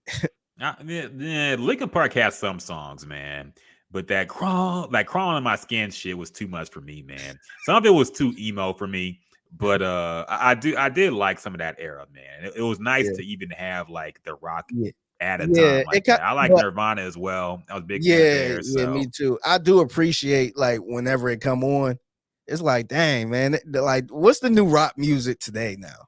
It's nothing, Is man. It Trippie Redd or some shit? It's Playboy like, Cardi. Yeah. So, like, what's the new rock music now? I guess what MGK is doing right now is kind of what it was back in the Yeah. 2000s, but I don't think it's like a movement out there where you turn on the radio and it's every other song, a song like that. You mentioned Arctic Monkey. Monkey, who was that? Is that a band? Let me look that I up. Who's think Arctic Monkey? I think that's a pop rock band. Oh, okay. I've heard of them, I think, but I can't remember Yeah, which me too. songs. I don't know if they. Yeah, I'm about to say, is that classic rock? No, they're more recent. Looks like Recent. Okay. yeah, early 2000s. Looks like, Okay. but yeah, I'll check that out. But yeah, man, I know this is an old man on the porch reminiscing about the old days, but Yeah. I can't front no more, man. Like music is ass now, dog. Like I can't whole like mainstream music is just ass. I can't When was front the no last more. album we was like, yeah, like this is a great album from front to back type thing? When's the Like, was last it album you Drake? instantly knew it was a classic? Oh, class. Oh, that's a different story. I was just gonna Yeah. say the last album that was just good. I would say probably the last Drake, Drake and 21 Savage. Where I Yeah. didn't really like. I ain't saying it's a classic, but it was something where I could like, okay, I could go back to it. Yeah. And that's a low bar. I can't remember the last time. The last album classic. the last album I actually wanted to play the whole album all the way through multiple times was probably Pusha T Daytona. That's like the last time I can really remember a whole album I want to listen back through the beginning to end over and over again. Yep. Anything since then, I don't know, man. Yeah. Derek says Rage Against the Machine. Yeah, I love Rage Against the Machine, man. I was a big fan of theirs back in the day as well. Yeah. Creed, Nirvana, all badass. Yeah, man. Mm-hmm. But yeah, as far as like whole albums, like every album got a few songs I like. But as far as like a whole album being fire, the last one I could think of was Pusha T Daytona.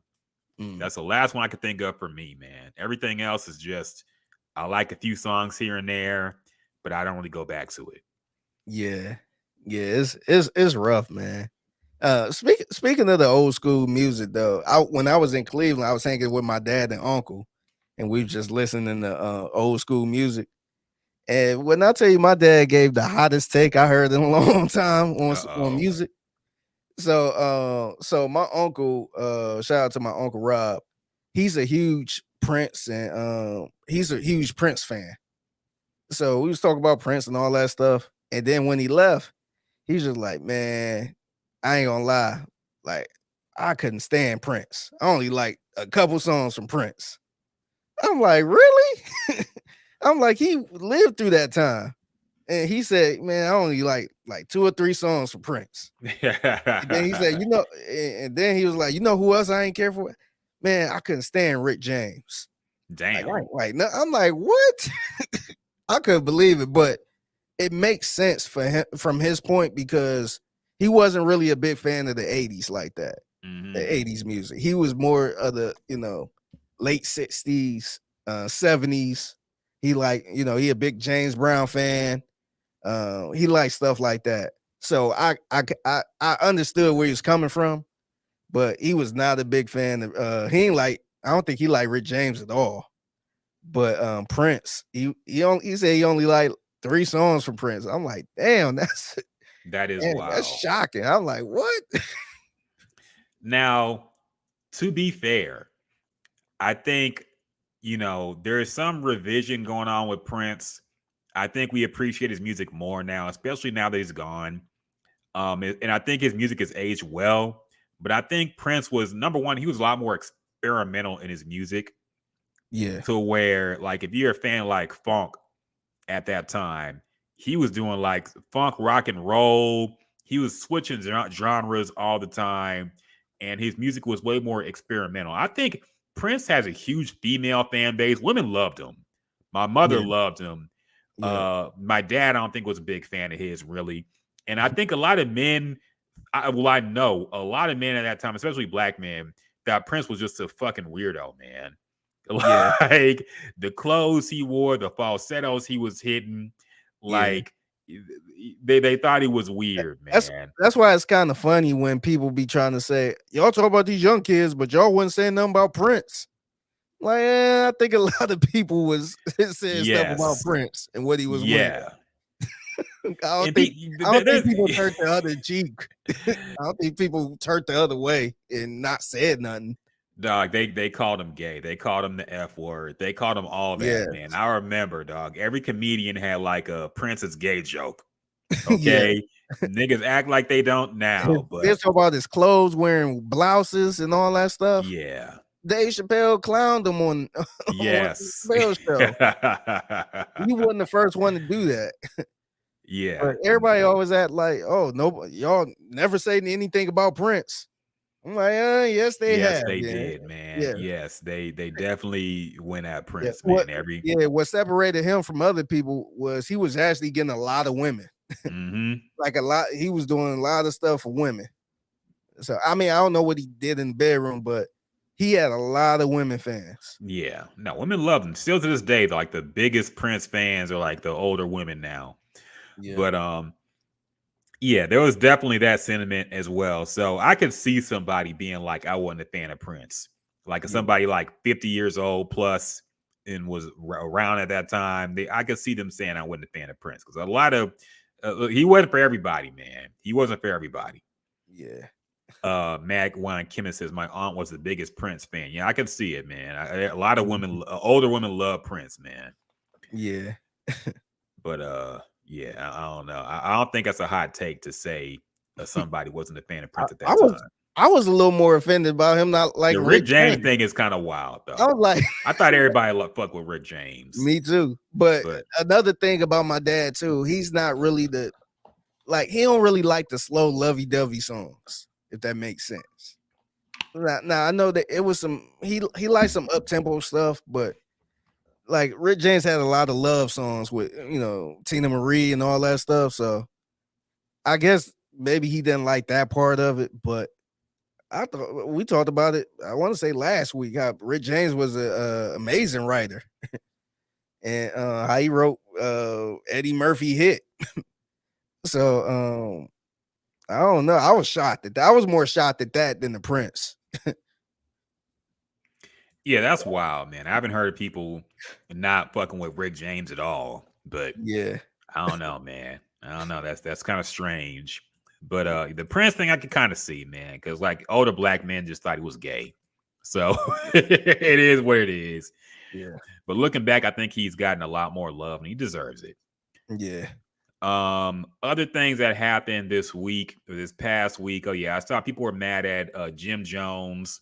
Jim Jones has been making some controversial comments lately. Yeah. Apparently, he said he doesn't think Pusha T should be on the 50 greatest rappers list. And he named people like NBA Youngboy. Yeah. Who should be above him, and J. Cole and all that, who are better than him. J. Cole, I could see. NBA Youngboy, man, come on now. There's this influx of old people who are acting like these new rappers are some of the GOATs. And I feel like they're doing that just to act like they cool, man. Because Gilly and Wallow do it too. They say, we don't play no old rap. We only play the new kids. We only play the new rap. It's like, dog, how are you 40 years old listening to fucking NBA Youngboy, man? Okay, you cannot tell me this shit. Let's play the clip. I want to hear exactly what Capo has to say about this. Defend yourself, Capo.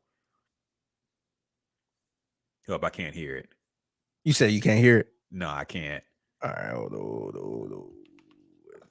But yeah, it's a disgusting trend of these older rappers acting like they only fuck with Lil Durk and NBA Youngboy and whoever hot hood rapper right now. Yeah, like you can't tell me this is all you listen to.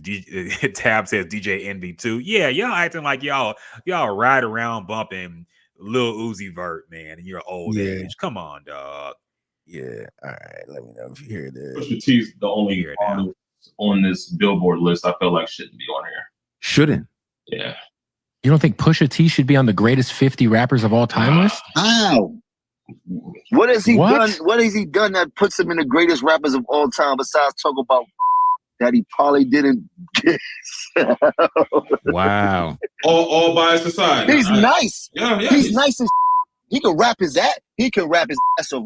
What has he done? Nobody has dressed like him. Nobody wants to be like Pusha T. No, I don't remember nothing. And let's not be evil, but we don't talk about rap where that's popping the want to and want to be like.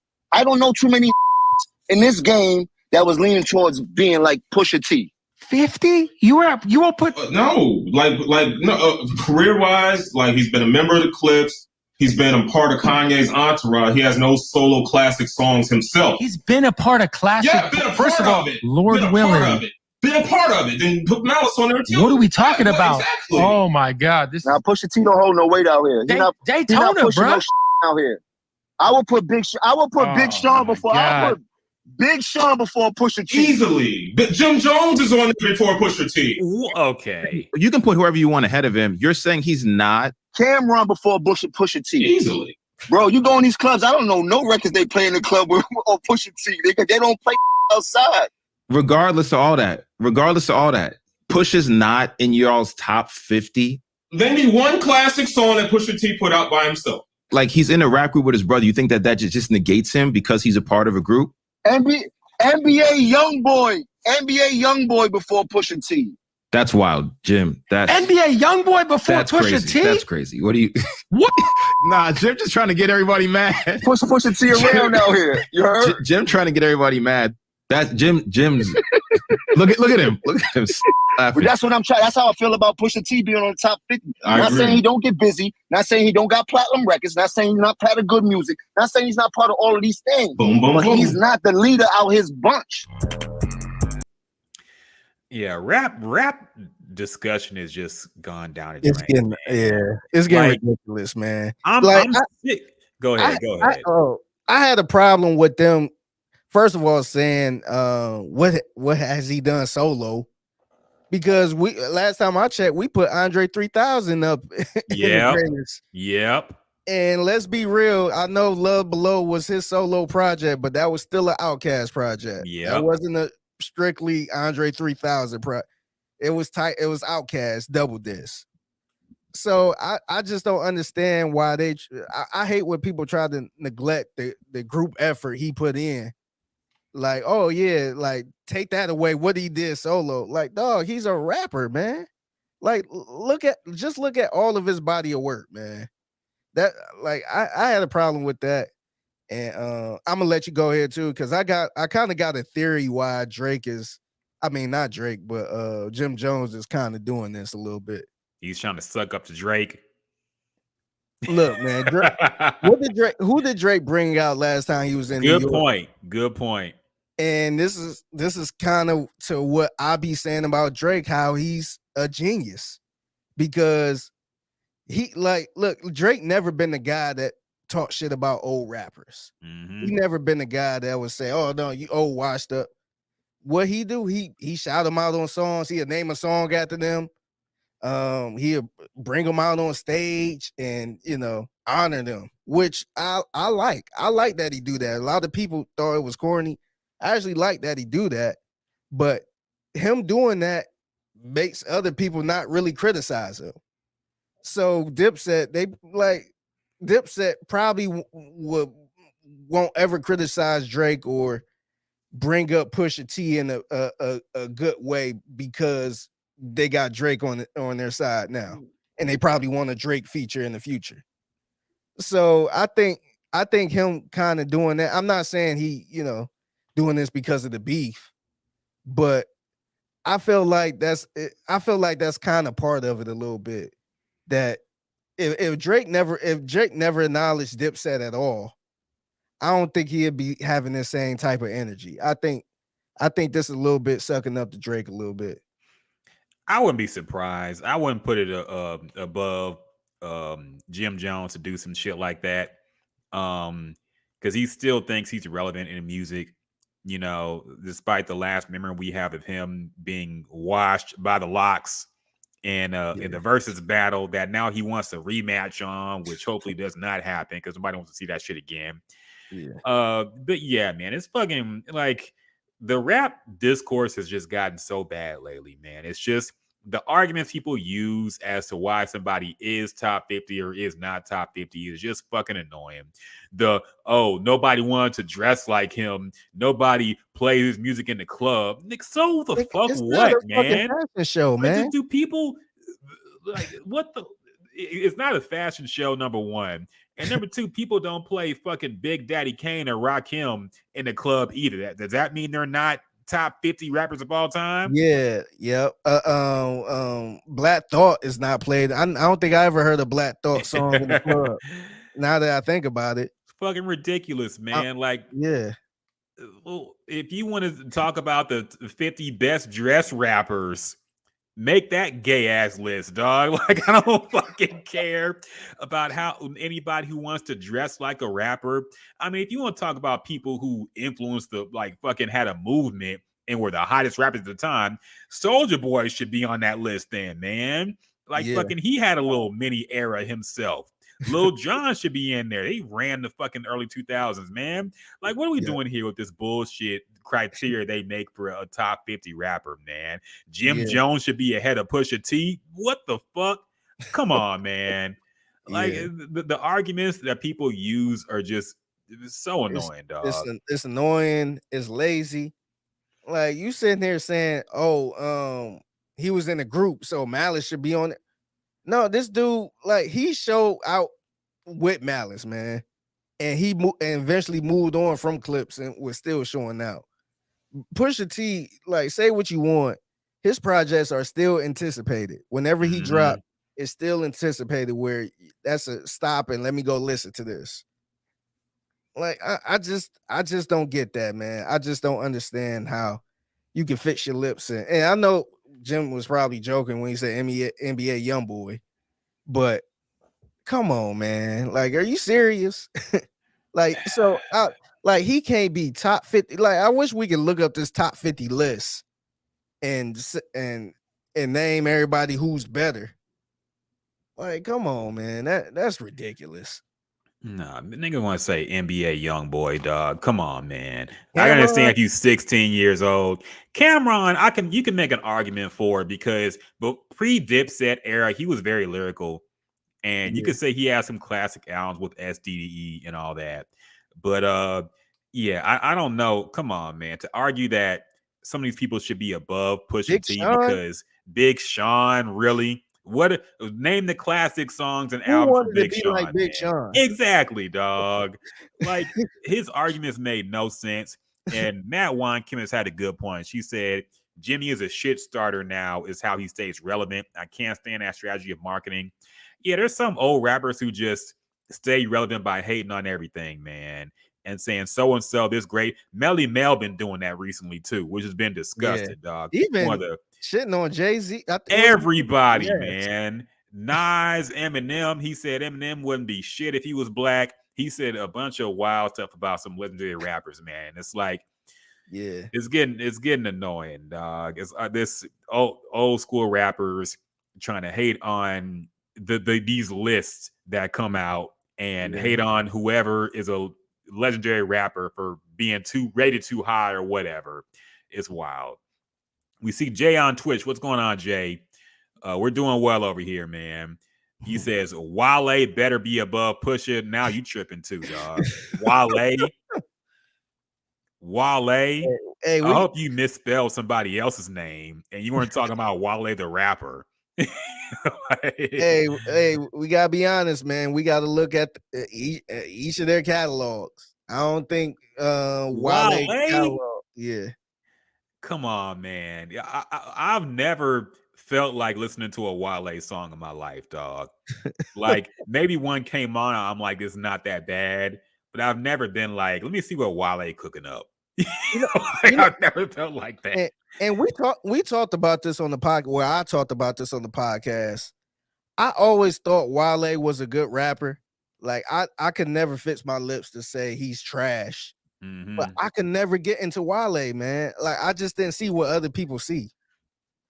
Like, to me, I guess I didn't like his style.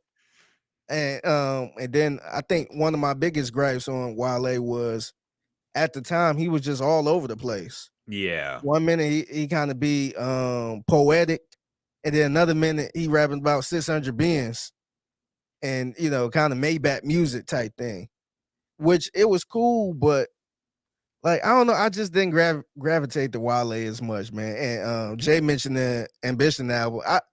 That's the one album I probably like. I don't know if everybody. I don't know as far as the Wale stands. Is that if that's the best album or project?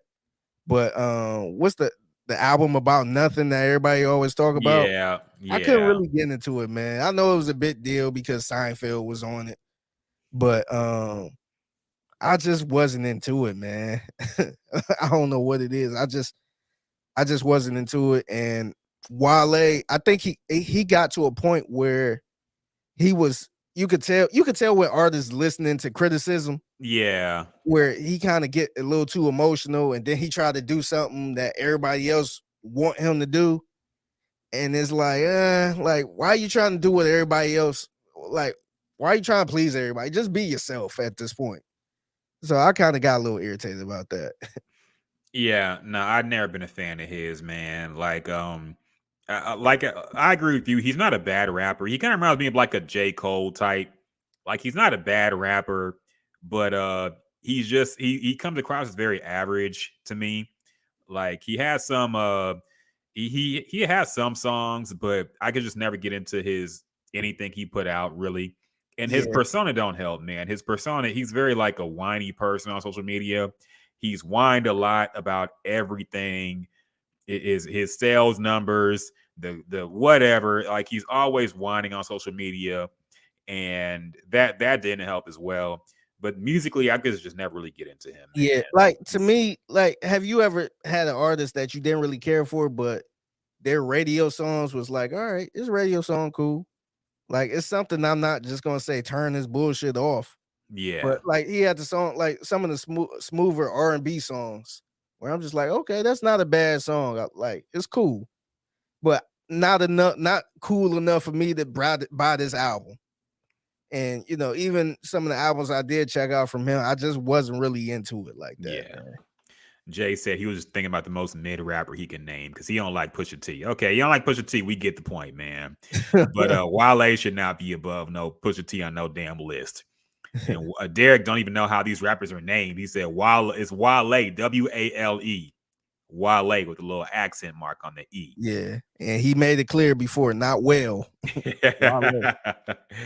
And Matt Wine Kimmis says the Eminem argument is always about his race. They never talk about the flow or how many careers his battles have ended. Yeah, I agree, man. It's like, look, I used to be the chief Eminem hater of this podcast, but I feel like people have really gone overboard and over exaggerated his impact, or over exaggerated how thinking he's ass, basically. Yeah, you know where it started from? It started from Gucci Mane. It didn't just start there, but I think it picked up. That's where it was like, it ain't like Eminem trash. You listening to Eminem? You sliding around with your old lady listening to Eminem? I got to get that drop too. Let me write that down. I got to get that every time Eminem comes up. But you just sliding around listening to Eminem with you and your old lady. Metaphors, just metaphors, just metaphors. Huh? Just going in. And it's like, I'm getting sick of people acting like black folks never fuck with Eminem, man. Okay, stop the cap, dog. He has classic albums, man. He was at one point a great rapper, okay, and he made great songs. And should he be top 5? He ain't in my top 5, but I'm not mad at somebody for putting them in his top 10. Okay, like he's earned a spot. He's sold the most. If you want to go sales, nobody sold more than him in rap. Okay, he's been strictly hip hop, man. He never fucking crossed over. He never tried to do a rock album. He never did no bullshit. He's kept it strictly hip hop, and people are going overboard trying to shit on him and discredit him and his place. Because now he did go a little. He kind of crossed over a little bit to the pop route towards. He did go pop, but I mean, everybody tries to get a fucking Rihanna feature and shit, so it's no different. Now he did try. He did go a little overboard with it. It kind of got repetitive because he did the. I think he had like 3 Rihanna songs. I want to say, and I want to say specifically the I want to say the second to last album he did. What's the one album he got the most criticism from? Where he had that Beyonce song. Remember that Beyonce song he had? Yeah. Where it was just like, nah, this ain't it. He came out that with the single. I think he was using Same Game Plan as the Rihanna feature. Yeah. And then work, but still, I still wouldn't bash him for that. You know what I mean? Because he's in a different place. He's older now.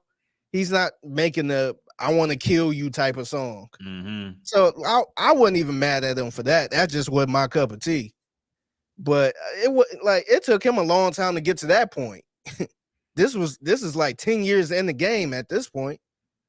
So he ain't pull an MGK where he just kind of left hip hop totally and just went straight rock music. He always kept it hip hop, and even with those songs, he was still rapping on there. So I don't get it. Yeah, I don't. People have gone over like in this performative pro-blackness era people are in right now. They don't want to give any credit to a white rapper, and it's like, come on, man. That's the one white rapper. Outside of Paul Wall, that's the one white rapper you should give credit to, man. It's like people have gone overboard. Like, what has he done? He put his black friends on when he got famous.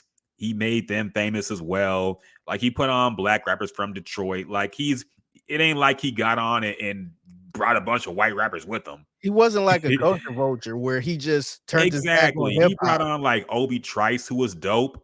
He brought on 50 Cent kind of eventually. Like, all these people, his D12, everybody he grew up with, like, he put them on, man. So like, there's a lot you can say about him, and the quality of music is not the same, of course, but people have gone really above and beyond trying to shit on him to prove like, oh, I'll never listen to Eminem. I don't fuck with that shit. Snoop Dogg. Yeah, come on, man. Get the fuck out of here. You was all on his dick. Camp, bro. Yeah. Camp. He was writing for your man, dog. Like, he was writing for y'all. And now y'all want to go and shit on him because, like, it's a popular thing to do. It's annoying, dog. Yeah. I'm getting sick of it. But and yeah, I think Recovery was one of the albums people shitted on from Eminem. But that was, you know what, Recovery was actually a okay album because I think I had that album. Yeah, it wasn't the best. It was more cleaned up Eminem, but I want to say, what was that last freaking album? Man, I can't. She had. I know it was the album where he had Beyonce on it. It was called Walk on Water. Mm-hmm. And whatever album that was not good. Remember, he ended up making another album right after that. Yes. I want to say like a month later. So whatever that album was, I felt like that got the most criticism because people was actually shitting on it, and he did what I hate that rappers do, just respond to the critics, and he released another one which was better. But I forgot the name of that damn album. Yeah, I think Kamikaze was the one he dropped afterwards, but I can't remember the name of the other one. But I know what you're talking about, man. So yeah, I think people went too far with the Eminem hate. It's getting a little corny, man. This dude don't be bothering nobody. So to bring his name up to like just shit on anything he's done or saying he wouldn't be as good if he was black. It was Revival.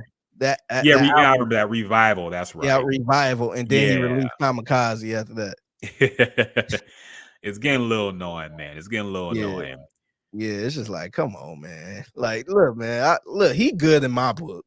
He's good in my book. Matt Wine Kimmons says we blasted Recovery on the flight line in Afghanistan. It was our anthem. Yeah, man. Like, I actually like that album too because I was this back when we still had CDs and shit. Mm-hmm. I had sounds in the car. I was actually playing Revival in my car. So Recovery, right? Recovery. I'm sorry, Recovery. But I think that was probably the last album I actually liked from Eminem. Honestly, I always say the Eminem Show was the last best album, but Recovery was the one I actually like. I might have to go back and see how it aged right now. Yeah, might need to, man. But yeah, like I said, all the people have gone overboard with this hate, man. They got to give it a rest. Okay, we get it. Derek says my opinions sound real good. Yeah, man. Okay. You probably gonna hate me in a couple minutes, so I hold know. on to that because I'll be switching up. But I appreciate that, man. So other things that happened this week, man. So Chloe Bailey, we can talk about this now. Chloe Bailey released, I guess, her debut album. Finally came out. I don't know what it's called. Y'all can look it up. Clearly, we don't care. Yeah, and apparently nobody else did because it debuted at number 119 on the Billboard Top 200, which is far lower than people would expect. People have brought up that she is signed to Beyonce, and people are upset about that. I know people on Twitter have been, asking why didn't Beyonce help promote this album. I think DJ Envy had a few words as well. He was on the Breakfast Club, and he said, I do feel if you're signed to somebody's record label or are in business with somebody, that's part of what you expect. That's why I'm signing to you.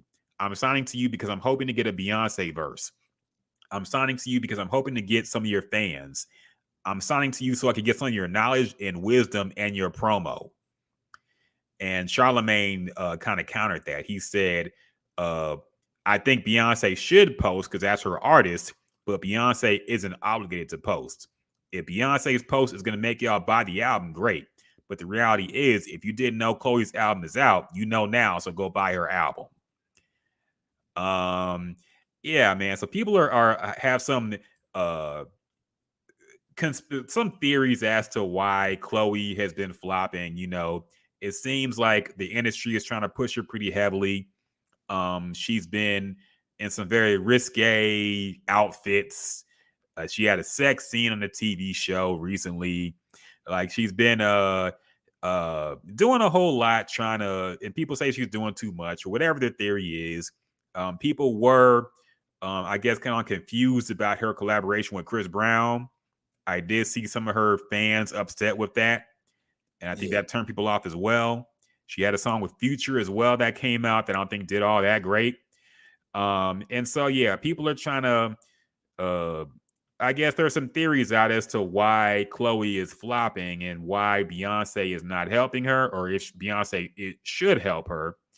And I know Chloe is also on tour. I think she threw up some of the criticisms that have gone on, and she put them on the screen with her tour, and people saying why is her ass always out? Why is she being fake sexy? All this stuff. So you could tell she's reading the comments. Yeah. And she knows what's being said about her. But yeah, very interesting. So Fig, what do you think about this, man? Why do you think Chloe is struggling to sell? And do you think Beyonce should be doing more to help her out? I think the number one reason why she's having a hard time right now is I don't think it's genuine. Like, to me, nothing about her seems genuine. And this is no disrespect, but let's look at her timeline. Look where she started, man. She was in a group with her sister on a Disney Channel. They won some type of contest, and they were, artists signed to a Disney label, I guess. So they were, they were Disney. They were Disney. They were, kind of polished. They were very covered up. They were Disney stars. And it seemed like all of a sudden, it seemed like they just flipped a switch. And she was doing the Busted Challenge. Remember? Yeah. She was just up and doing the Busted Challenge. She's dressing a little more set. She's doing a little tease posting. And it's like, is this even genuine? To me, it just seemed like the record label said, hey, we need you to be a little more raunchy. We need you to, post a little more. Let's do a song with Gunna and make it look like y'all talk. And to me, it just got industry written all over it.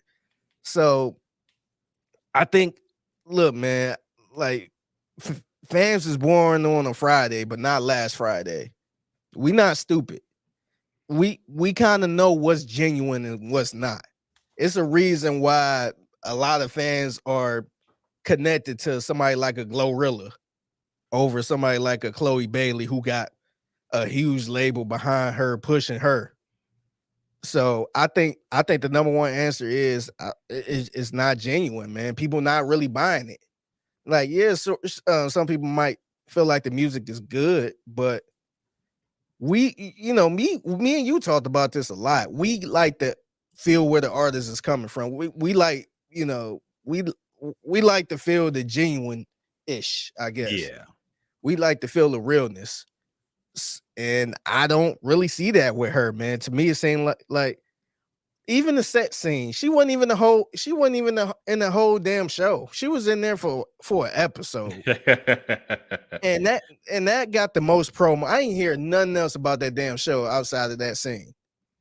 And to me, it's like, oh, Chloe, she in the raunchy scene and all this other stuff. And it's like, come on, man. It don't seem legit at all.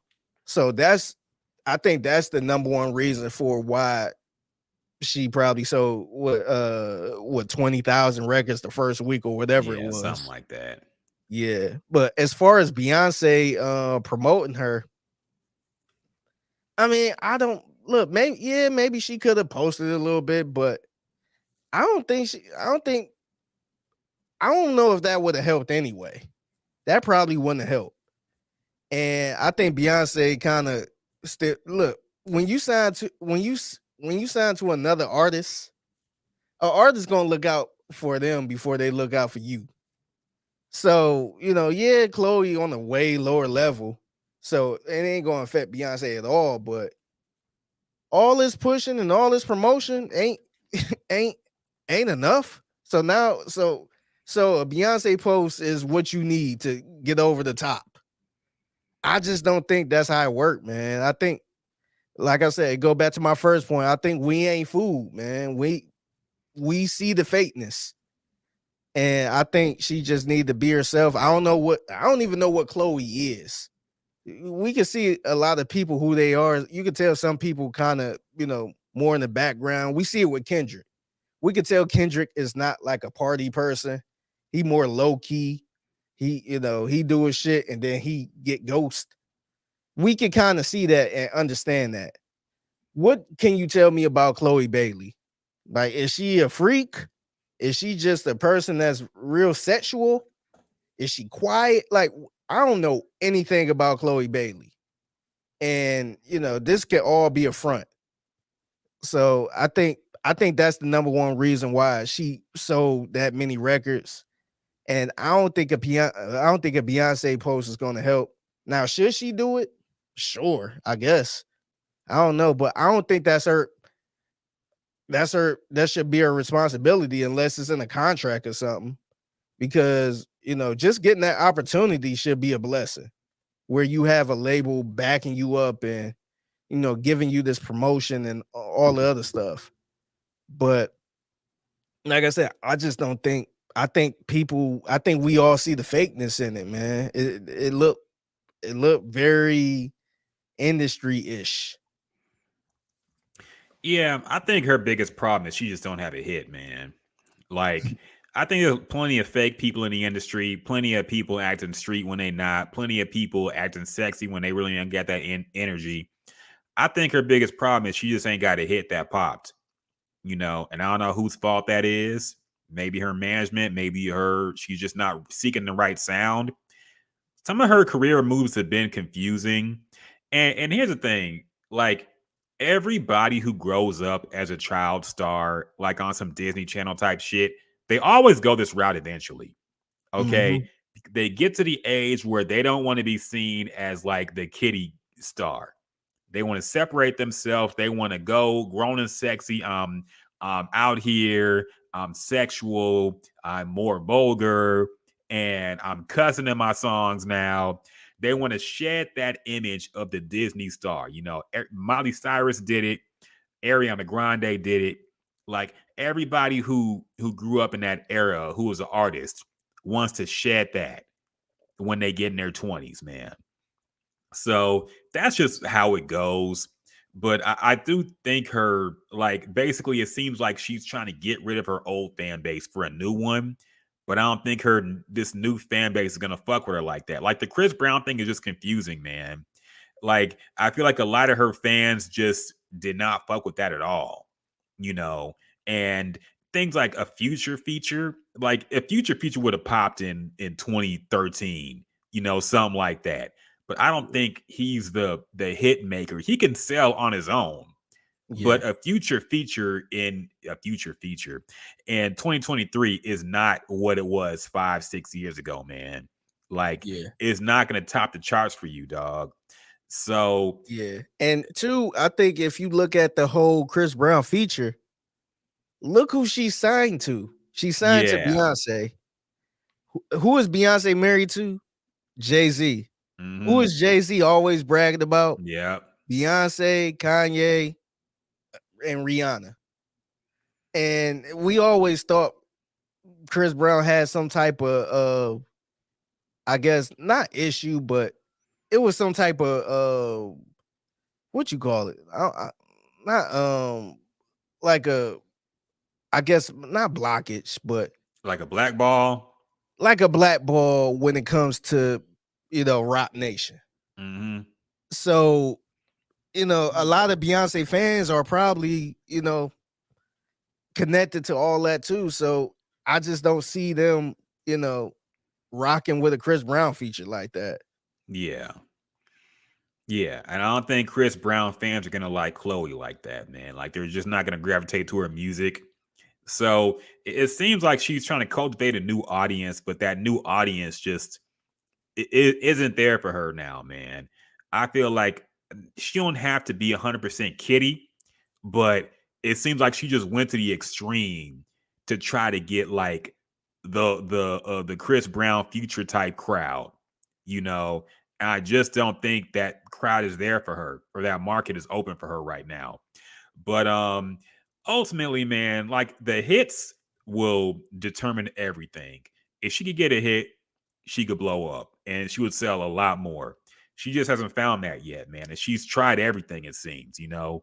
She's tried the Niggas Ain't Shit anthem. She's tried the lovey-dovey fucking I Need Me a Man songs. Like, she's tried everything an R&B artist can in this day and age. And it Yeah. just hasn't worked for her, man. She hasn't found anything catchy yet. Yeah. So yeah, Yeah. I think, like I said, I think people just kind of on to it now. Where it's just like this, it don't even look genuine at all.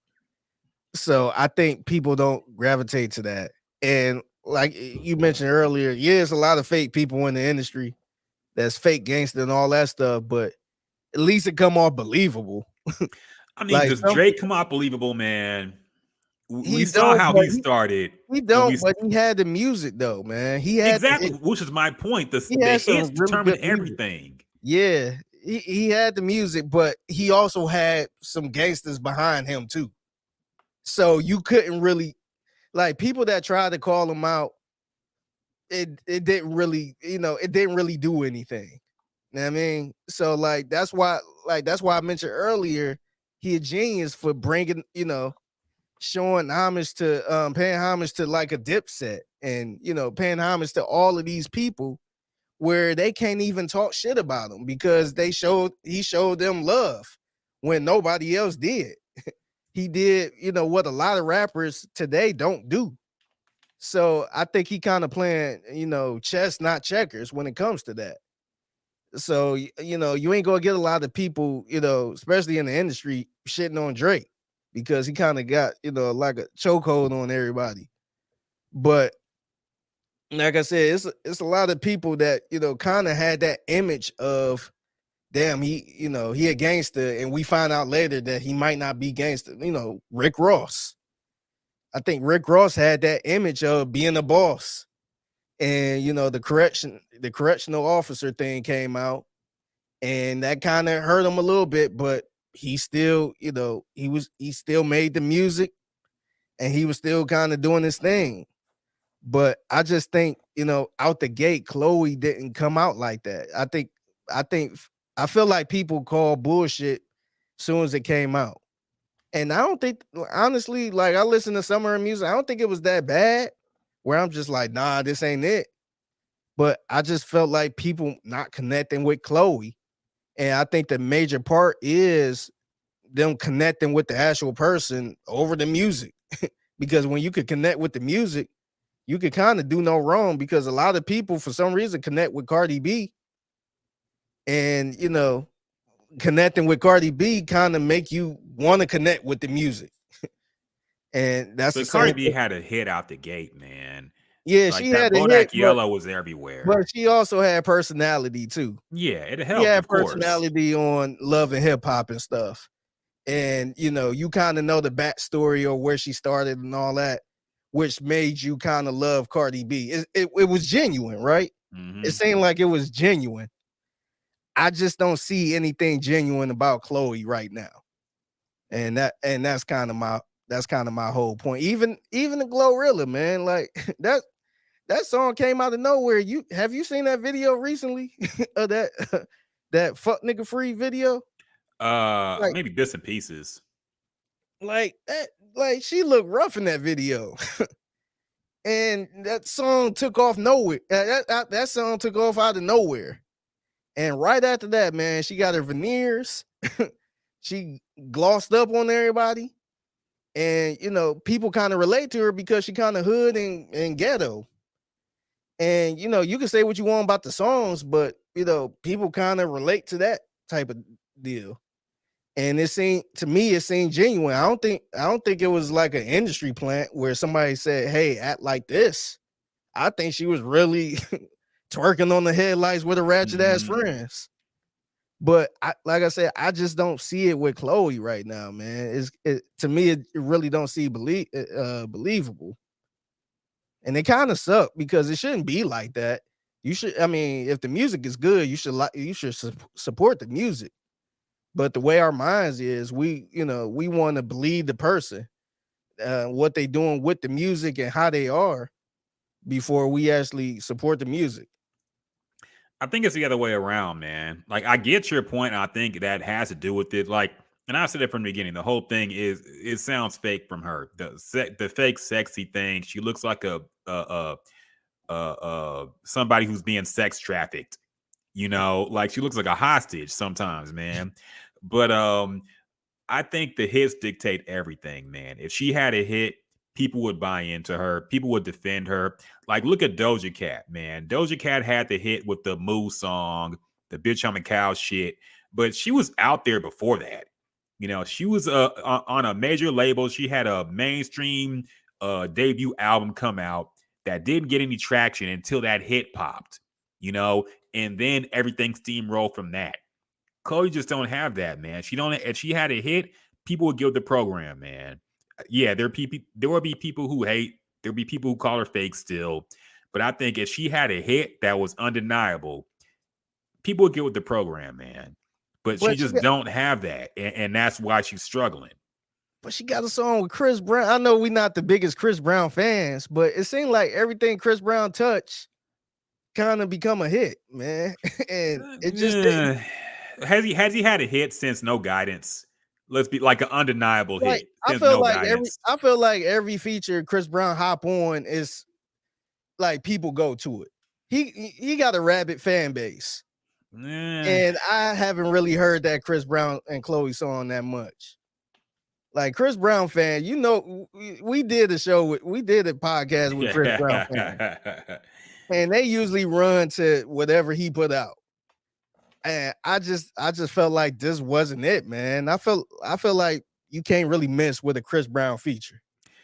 I don't know about that, man. You think a Chris Brown feature can flop?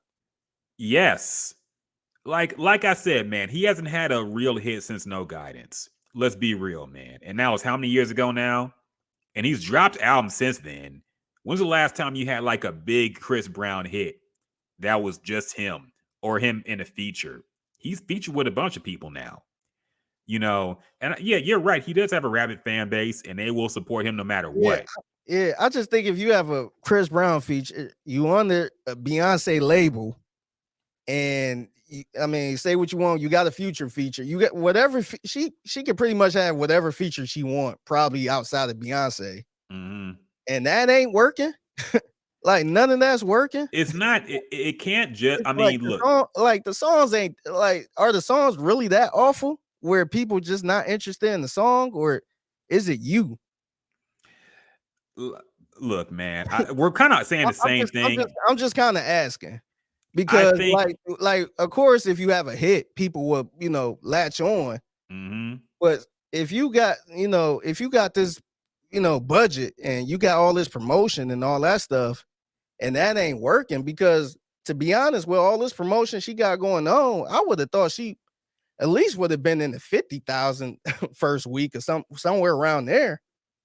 But like all of that, and she only got. I didn't think that would be worth 20,000 for the first week or whatever, her debut at 119 for the first week. I rather would have just did the album solo at that point. I just thought somebody like a Chris Brown or Future would have been, a little more pelts on the wall where people would be a little interested. But it seemed like people not even don't even care about that. Yeah, I don't think their audience really meshed well either. I don't think the Chloe fans and the Chris Brown fans are in the same audience, man. So I think there's that as well. But like I said, I think it's hit driven. We're a hit driven industry. And I think that just dictates everything. You can't force a hit. That's what labels have learned now. You can't force a hit. No matter how many times you put some shit in the commercial or whatever, if people don't vibe with it, it's not going to pop off. So I think she just needs to get a better team of songwriters, a better team of producers, and make something that she knows is going to be a hit, or people know is going to be a hit, and test it out, put it on the TikTok crowd, get some TikTok dancers to do a challenge for the bullshit or whatever they do now. And you got to craft a hit that way. But she just don't have that, man. And I think once she does, people will change their tune, because look, we're very flip-floppy like that as an audience. And once somebody has a hit song, suddenly they're the next big thing. I see this new New York drill rapper, this girl, talking about how she don't say good morning to a nigga or whatever. That song's blowing up. And like it's just it has to be a viral hit that pops off. So we'll see, man. And see, that's kind of my issue too, because like notice the viral hits that took off. Like, what's the Munch song? No, Ice Spice. Yeah. I don't really care for that song. You know what I mean? Like, I don't see it, but my point is the image, people looking at her and just like, and probably the song is catchy too, man. We can't knock that. The song is catchy. I know, but like when you look at Chloe and Chris Brown, like I listened to that song. It's not a bad song. It just didn't work for some reason. Like, I don't know why. Like, it could be the fan base, like you said, but like I didn't listen to that song and say, ugh, like this song is awful. Yeah. Like, if it was any other artist that was on that song instead of Chloe, if it was somebody else in Chris Brown with that same exact song, I think it would make a big difference. I think it would make a huge difference. But like I said, man, I do think she probably needs some better songwriters. But I also think it's her, man. I think, like I said, I don't think people really buying the image like that, man. Like, I think we're both saying the same thing, man. I think it's both. I just think one thing is more important. You think the other thing is more important. But I think ultimately it's both. It's the image people got to buy into, and it's the hits. So those both have to work for you to blow up like that. Yeah. And then she doesn't have any of that right now. Yeah. And I think my point is, I think we just seen a lot of bad songs blow up because of an image. Like what? Like bad songs blow up because somebody's image? No, I mean, just looking at how somebody is and people like her the way she is, and like the Ice Spice, I don't think it's a good song. Like, you can say it's catchy all you want. I just don't think that's a good song to me. But I think she have a good image. I think she have a really good image where that kind of, if somebody else made a song like that, I don't know if it would have worked. If it was just a regular girl that made that song, I don't know if it would have worked. Like I said, I don't like the song either, but I can see why it's a hit. Number one, it's like a new slang word for people to use. Like, it has all the elements of a viral hit. And yes, her image does help as well. But I think I can see why the song is a hit, man. Yeah, I can't. It's not for me, but I can see why it was a hit. like I feel like we see a lot of people that kind of look a little weird, a little crazy, where we be like, what the fuck do we see in this person? Why do people like this person? And it's strictly the image. Why the fuck do we see Billie Eilish so much? And I couldn't even name a song from her. You know, Like Bad a Guy. lot of Come people, on, everybody knows Bad no, Guy. but like Billie Eilish is out there not because of her music. People saying, "Oh, Billie Eilish woke up today, breaking news." So I think it's more about the image. Like I know you probably don't think the image is that important, but no, I think of people. To me, I think if you have a great image and a mediocre song, I think you could get by with that. I just disagree, man. It's a Like, lot of people. It's a lot of this Chloe Chris Brown song is, to me, I thought it was good. I don't think it was bad at all, but she can't get by with this. People say, people moved on from that. Like if people was really focused on just the music, I think the song would have probably been playing a little more than that. But I don't think that's the case with this. I think we're basically saying the same thing, like I said, but it's just I don't think the image is important. Yes, it's very important now. It's more important, arguably, than it's ever been in music right now. The image, you got to sell the image. But every person that blew up had a hit song that went with their image. Look at 6ix9ine. 6ix9ine has a crazy image, but Gummo was a fucking hard song, man. Like that shit would have blown up no matter what. So you think anybody, let's say he didn't have the color hair and the color teeth and all that stuff, you think the song would have blew up how it was, or was it because what caught my eye with that song was this guy with rainbow hair and rainbow teeth. That's what caught my eye. I don't know if I would have felt the same about that song there's always been some like weird looking rapper that look at Ice JJ Fish or something. So like there's some weird rappers who have some bad songs. We just look from a what the fuck is that? But Gummo was a fucking hit song, man. That song is hard. I still play that song, dog. No matter what he's done, that song is fucking tough. I agree. The beat is crazy. I agree, and I think we look at more of music than the image. Like I don't care what you look like. You can look like JJ Fish. If the song is good, the song is good. But I just think like the majority of the audience don't really do that like they should. I don't care what you look like, man. You could be ugly as shit. If you make some dope songs, you make some dope songs.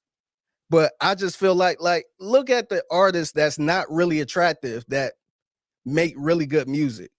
Do you feel like they're super popular like that, or maybe people kind of just look past the ugliness or the non-attractiveness? I mean, you gotta rank who thinks it's pretty and ugly, man. No, I'm just saying, like, let's be honest, man. The Weeknd is a big artist. I think that if The Weeknd looked like a name whatever attractive male artist that's out there, if he had that type of image, I think he will be even bigger. Like I think like I said, The Weeknd is a good artist. I just think his image is kind of, it kind of kept him back a little bit. The Weeknd is like one of the biggest artists out, man. I don't see how he can really say that, dog. No, like, he did the Super Bowl, man. How much bigger can you get than that? But I'm saying he will be bigger than what he is now. How can you be much bigger than The Weeknd, dog? A lot of people, how many people knew what The Weeknd looked like until Super Bowl? We worked around here in this station. Nobody knew what The Weeknd was until he played the actual song. Old people, yeah, I guess. They said, "Oh, this guy. Oh, this is the guy." He don't have that image where he's all on commercials and all this other stuff. I think he would be bigger if he had a different image. Well, I just have to disagree with you there, man. I mean, The Weeknd is huge, dog. I don't see how anybody in this modern era can be much bigger than The Weeknd. But I get what you're saying. The image is very important now. It draws people to artists now more than it's ever done before. And see, I think that's the problem with music now, because notice all of the good music with people that don't have the best image is the best music. like we always say this, the underground music, we got to go find it. This person might not have the best image, but he got bars. But people that got like a real good image that, you know, that probably look good but can't sing are the ones that's tearing up the charts right now because they got that. They kind of got that image. It's because they have a hit song too, man. Like these aren't terrible songs that are going off just because a person looks cool. Yeah, like, but so you mean to tell me like they have a hit song, but that's the best? So in that case, everything on the radio is the best song then. It resonates with I'm not saying quality to me. I'm saying resonates with the audience. They think it's a hit, not me. Yeah, no, I know. That's what I'm saying. I'm saying like if like I just think to me, I think the image at this point in 2023 is a little more important than the actual song. I think you could get by with I think you could get a little further with an image more than not having an image and having a song.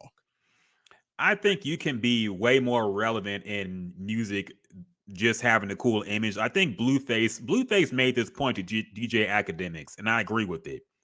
Blueface said, you know, this is during a time when DJ Academics was trying to be a rapper, and I don't know if he was trying to be serious or just trolling, but Blueface like had a video with him, and he had to explain like, look, you can't be a rapper because you don't look cool. You know, nobody cares about how good you rap. You got to look cool. Look like he was like, look at me, I look cool. You don't look cool, so nobody's gonna buy you as a rapper. And Blueface was a terrible rapper. You know, he can't rhyme on beat to save his life, but he does have a look to him where, you know, look, he's still relevant and people still talk about him and his girlfriend. And that's kind of my point. But like, to that point, Blueface ain't tearing up the charts either, man. Like, I'm sure he still make music and it go double wood. He's famous just because he's a personality. He's on social media and he got a crazy toxic relationship with his girlfriend. Yeah, but I mean, he's still relevant. We talking about now, but he was at some point talked about as a rapper before the whole reality show and stuff. And we said on this podcast, I didn't understand it. I told you point blank period. I am not a fan. I don't like this offbeat type stuff. I ain't really see what people liked about him. But he did, like I said, he did have that image. And like, I think that's where hip hop is now. Probably, I mean, maybe not in R&B, but in hip hop, it's just like, if you look good, you got a good smile and veneers and all that shit, tattoos, it don't matter what the hell you make. You probably gonna be bigger than the person that actually have the talent, that actually have a better song. And so that was kind of my point. I think, and to bring it back to Chloe, I just think nobody really buying the image like that. Like, no matter what song, like she could probably, I mean, do you feel like her album would have sold way more? Do you think she would be in the top 10 if she had a Beyonce feature? It depends on the song, man, but I would think so. Yeah, I just don't like, at this point, I don't know. If before this album came out and you told me she had 2 Beyonce features on here, I would have been like, she out of here. She out of here. But at this point, man, like, just seeing all the stuff she been doing, I just don't like, I just don't know, man. And then, not to mention, we didn't even bring this up, all the sales been kind of funky anyway. The sales been kind of funky with Beyonce. So I just don't, I really don't, I don't know, man, because we talked about Beyonce on this podcast, how, you know, how can she relate to people now? Because she was remember in the song, she talked about, you know, I'm about to quit my job. It's just like, ain't nobody about to quit their job. So, like, I don't know if people, you know, relating to that or not. But that's Beyonce, so I ain't gonna get all into that. But like I said, I just don't. I think Chloe need to be genuine, man. If this is her, then I don't know. But yeah, I think this is going to the Ja Morant discussion where everybody was like, he's acting like this because of his circle. He's really a good kid. He's just around the bad influences. You got to start asking, maybe this is what Ja Morant is, and this is what he wants in his life. I think this is probably what Chloe wants in her life right now. This is what she wants to be, and that's that she's acting appropriately. You know, people are acting like this reminds me of like the fucking discussion about how Bobby Brown corrupted Whitney Houston. And we saw Whitney Houston going through this spiral of drugs and insanity, and we all blame Bobby Brown. Yeah. Then the show came out, and all this stuff came in, and we eventually learned that she was actually fucking crazy all along, and she probably affected him more than he affected her. Yeah. But it was his image as a bad boy, and her image as this good girl, which we had to learn later on was kind of a front by the label and Clive Davis to act like she was just this heavenly angel with no flaws. And Bobby Brown, the evil bad boy singer, corrupted her. Yeah, we learned that wasn't the case. So it's possible that this is just who Chloe is and who she wants to be. Yeah, it could be. It could be.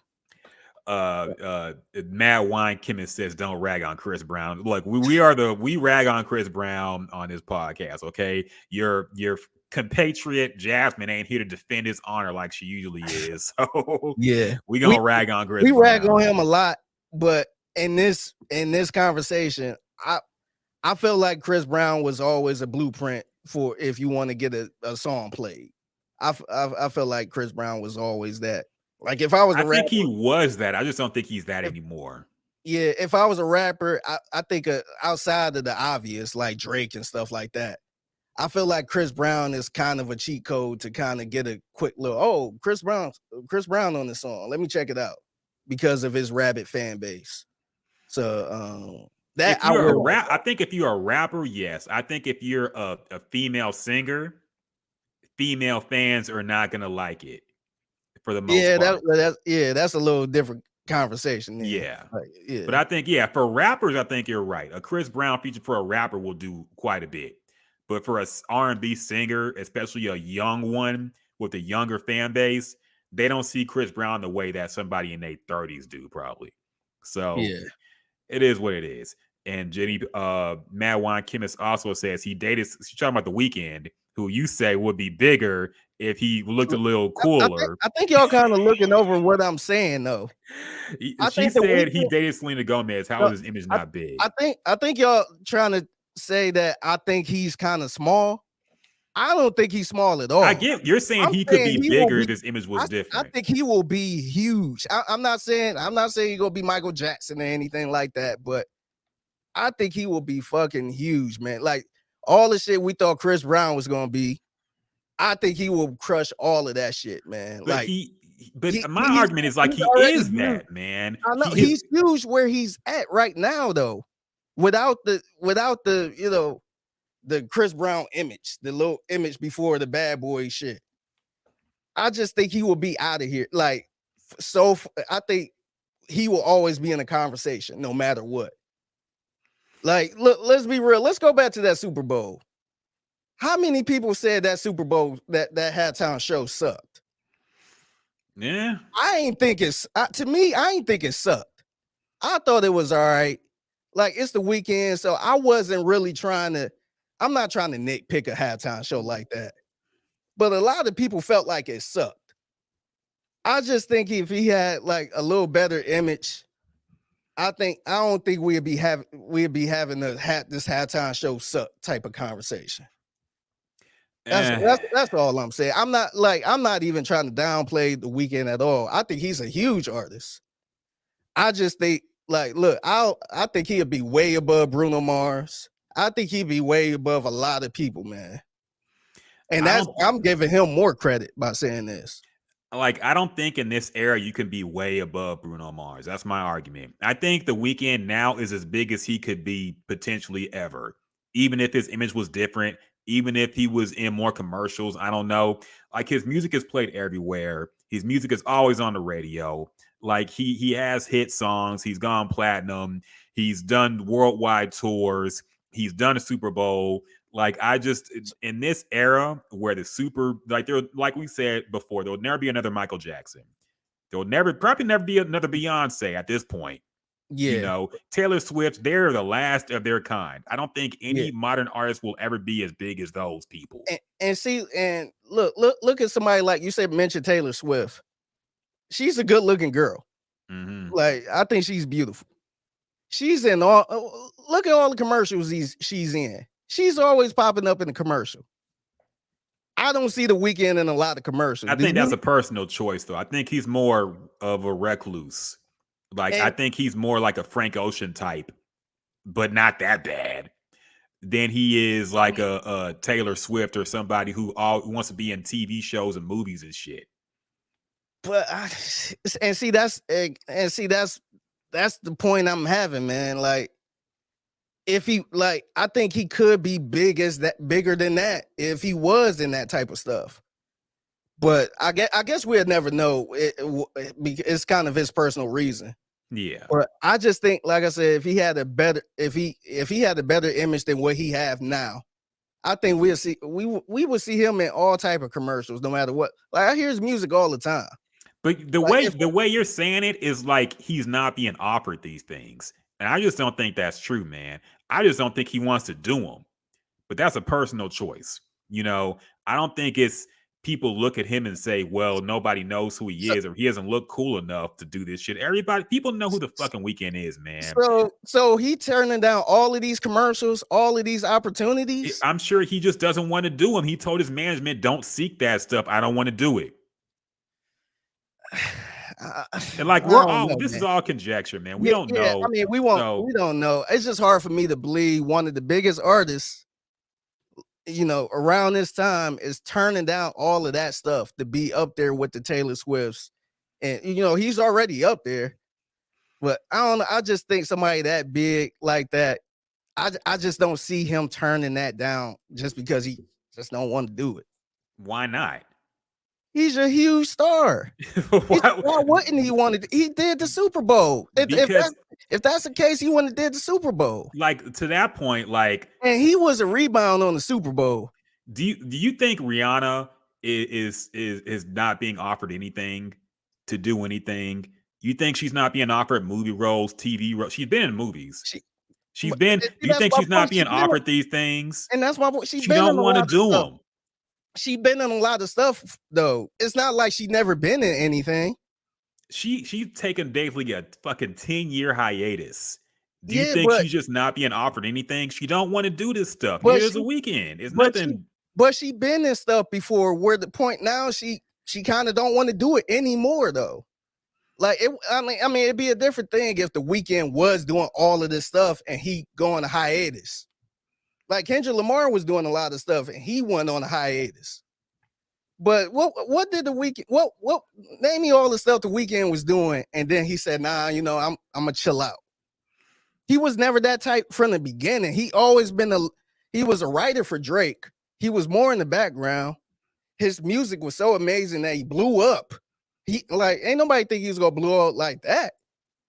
And he's still kind of in the background. And no commercial, no nothing. To me, that what artists at his caliber have we seen that was like that? A lot, actually. But look, we're going to. I don't think we're going to meet halfway here, man. I just disagree with you. I think he will be a bigger star than where he is now if he had that type of image. I think he just more kind of. And personally, I think you're discrediting the type of star he is. He's already huge, man. He's already doing stadium tours. You can't get much bigger than that. Let me ask you something else. Let me ask you something else. How many women do you feel like think he's cute? Whoever, if they make a list and they say, "Ooh, the Weeknd." Look, we always hear Chris Brown.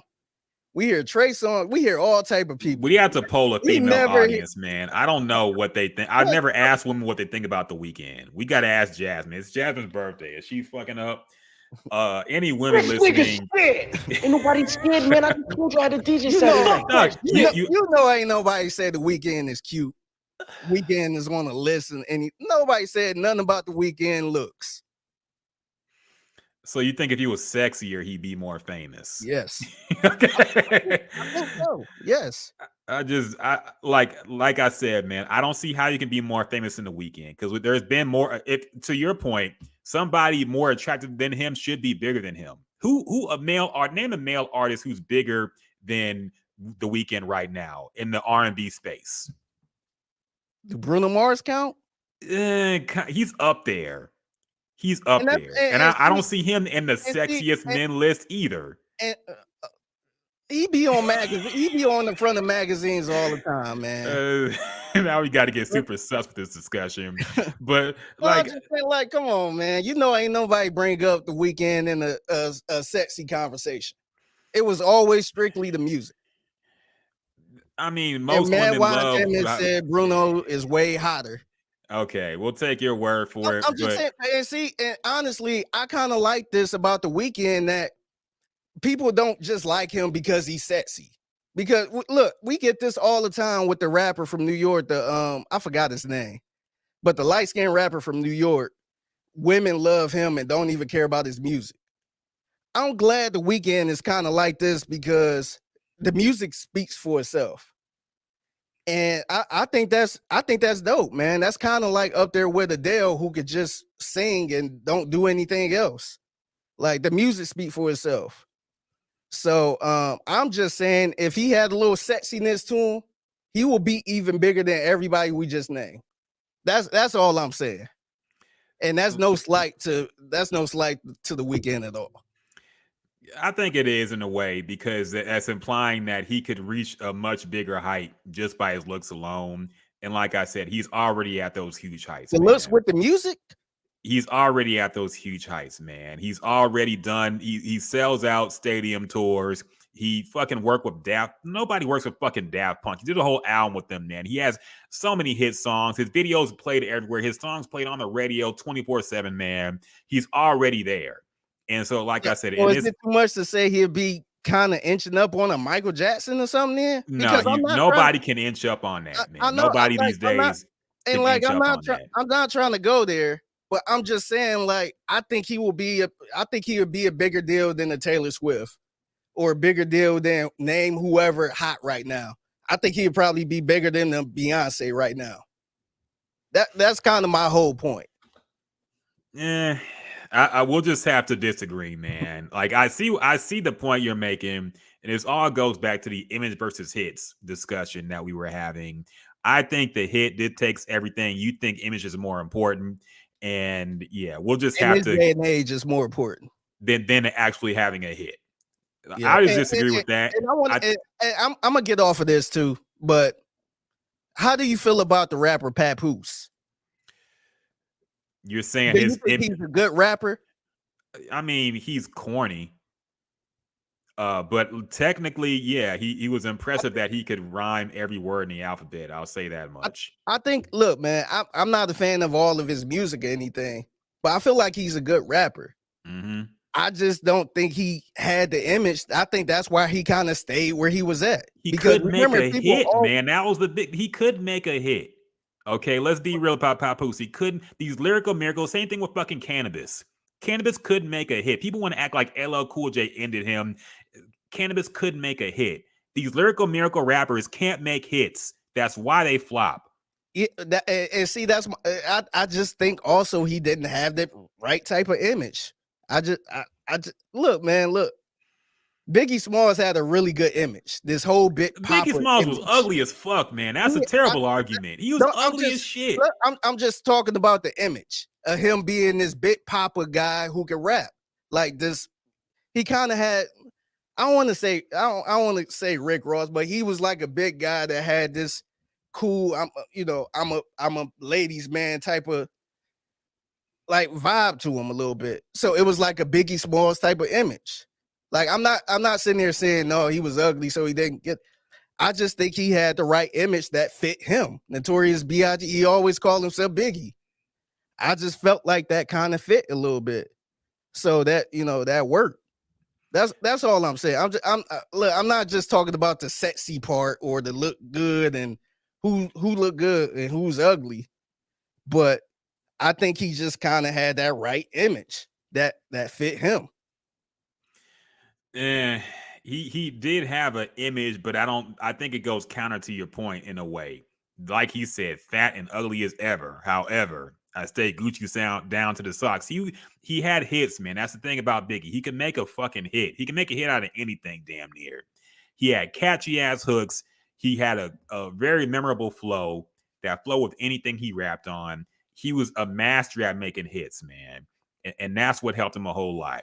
But look, I think we'll just have to stand on what we stand on here. We've been talking about this long enough. Yeah, I see the point you're making. Y'all trying to make it seem like I got the Weeknd down here. I'm and not saying that. Bigger. I see, dog. I understand what you're saying. I just think he will be like, we would talk about nothing, like how we talk about Taylor Swift breaking these Ticketmaster and all that shit.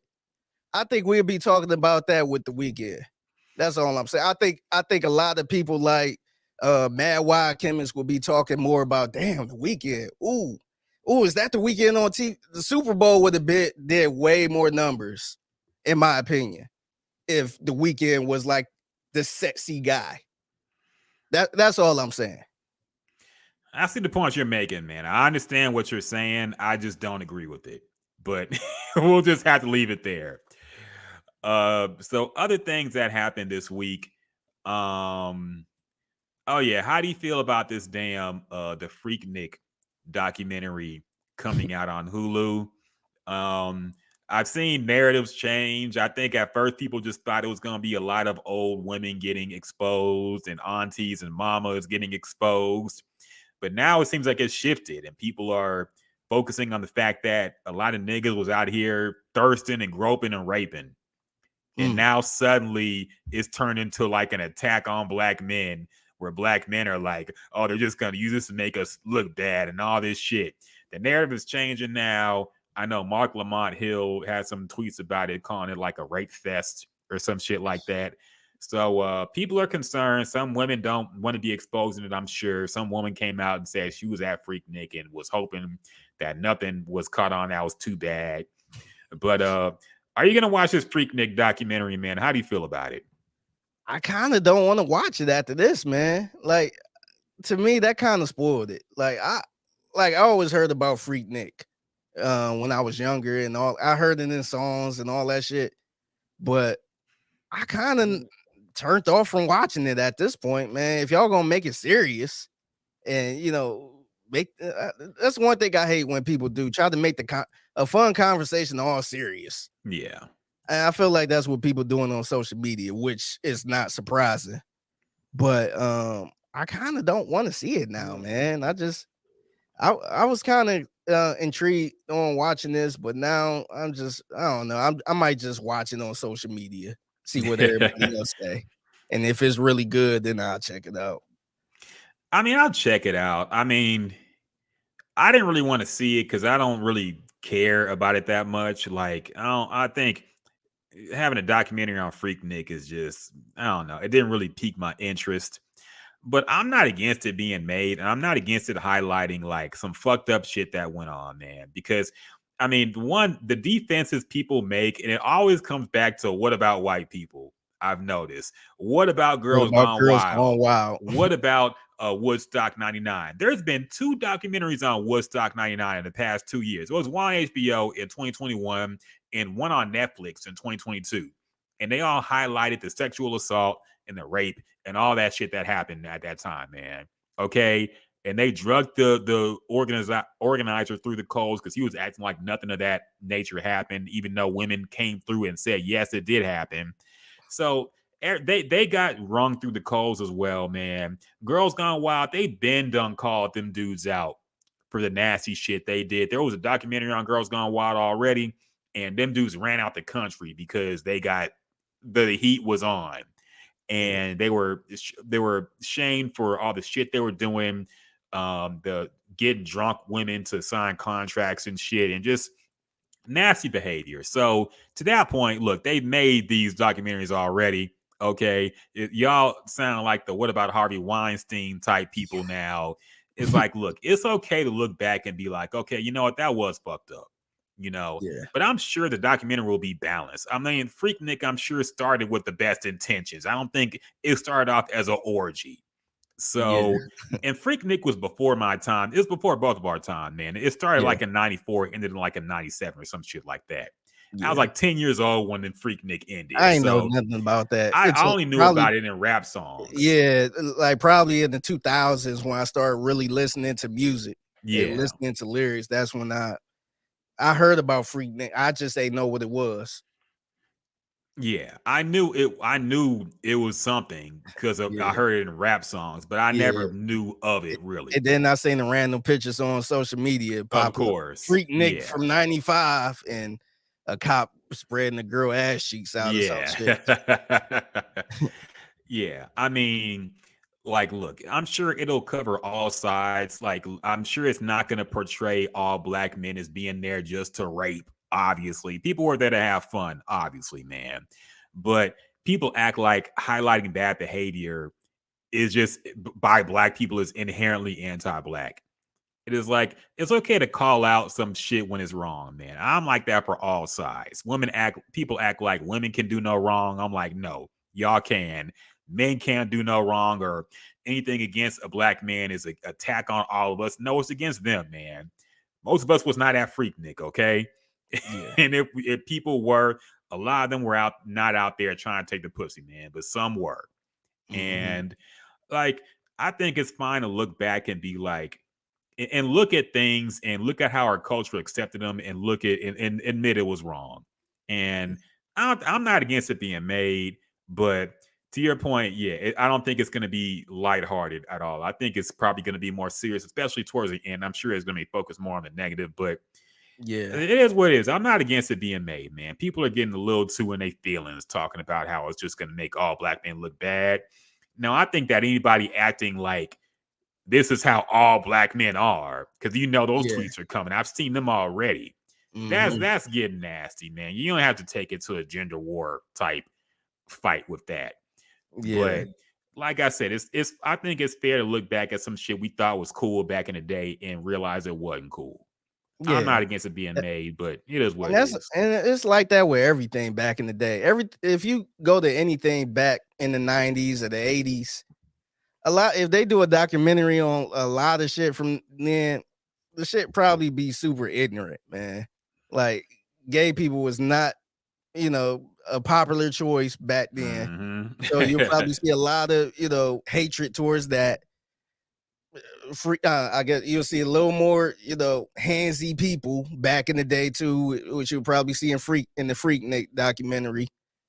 That, I think that's not cool at all, but back then, it was way more loose, and I don't know, I can't even explain it, but it was like it's way more serious now. Yeah, where people actually take this stuff serious. A lot of people was speaking up back then, so it was looked at as kind of the thing. And then, not to mention too, this country is kind of built on men having the power and doing whatever they want, and that was still kind of going on, in the 90s. You know what I mean? A lot of women wasn't still, say what you want. A lot of women still didn't have those rights to, accuse somebody of this and, and stand up for themselves, stuff like that. So a lot of that stuff was going on. You probably won't get this stuff at a normal festival now, but in the 90s, it was still kind of wild. So it's ignorant when you look at it now, but unfortunately, that's how it was back then. Yeah, I mean, I'll take a fair look at it, man. If it goes too far one way or the other, I would call it out. But I'm not. People got to get out their feelings, man. It is my takeaway to it. Like, there's some shit we just got to look back on and admit that it was a fucked up mentality for us to have, man. Yeah, and I've done that self reflection as well, man. Like, some things I thought was cool, I just got to look back and be like, you know what, that was some bullshit I was on, man. But that's just how we were. That's how the culture was. It was crazy. Like, the fucking post, I feel like everything just changed after 9/11 in general, man. But before that, it was just, I feel like it was really anything goes as far as what was on TV, as far as what happened in general. It was just it was a different world, man. It really was just a different world. And yeah, ever since, especially since Me Too, like, shit has changed so much. But I don't know. Looking back, it's like, even listening to old rap songs, man. Like, I'll be listening to Chronic sometimes. I'll be listening to NWA, and I'm like, Yeah. It's wild that this music was actually put out, man. Yeah. Like I kind of understand why they're trying to ban that shit. Yeah. Like I totally get it. If that shit was out today, they would probably try to cancel that album. Yes. And everybody got mad when the elders spoke out about it. When C. Dolores Tucker spoke out about it, everybody got mad at them. Yeah. They said it's freedom of expression to fucking make songs about rape and shit. Fucking my friend, my homie David, brought up the Juvenile thing because Juvenile was doing like a Tiny Desk thing or whatever. He's doing I guess he acts like he didn't know what Tiny Desk was. And then he said, give me 10,000 retweets and I'll do a Tiny Desk with NPR. And he got the retweet, so he set it up and apparently going to do it with NPR now. Yeah. And one of my friends said, how did Juvenile not get canceled for making a song about beating a woman? He's talking about I got that fire. And Juvenile is legit rhyming about beating a woman. And he said, when I get, you talking about pressing charges, when I get out of jail, I'm going to beat your ass again. It's like certain shit, and we didn't think nothing of this when it dropped, man. Okay, nobody said this song is going too far. We was all jamming that shit. You can say the same thing. One of my favorite Project Pat songs back in the day was "Go Rilla Pimp." The whole song is all about beating a woman. I know, you could have been, he could have been talking from a perspective of a pimp. Mm-hmm. But he was just like, if your boss come in, I'm gonna play it all cool.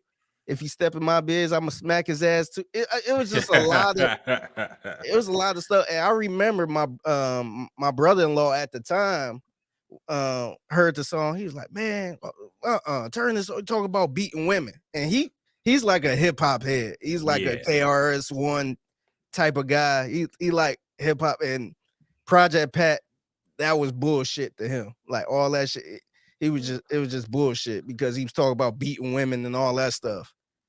So I ain't really see nothing wrong with it, but when you listen to it, it's just like, damn, man.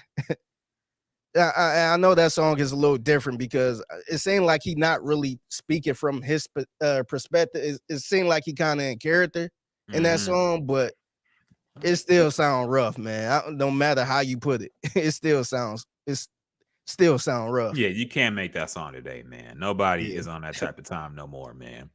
Unless you like Macklemore, who wanna make it kind of soft. Like, oh, my mom was she was running around with a pimp, and he was doing all this stuff, type of thing. Yeah, it has to be artistic. It like, can't be straight up talking about being a pimp. Yeah, he can't say I smack a girl. But he had to put it like this pimp smacked my mom or something like that. Yeah. He had to put it that way. It will be like a Kendrick Lamar thing where he's doing like an artistic take on it or some shit. And it'll be, oh wow, it's so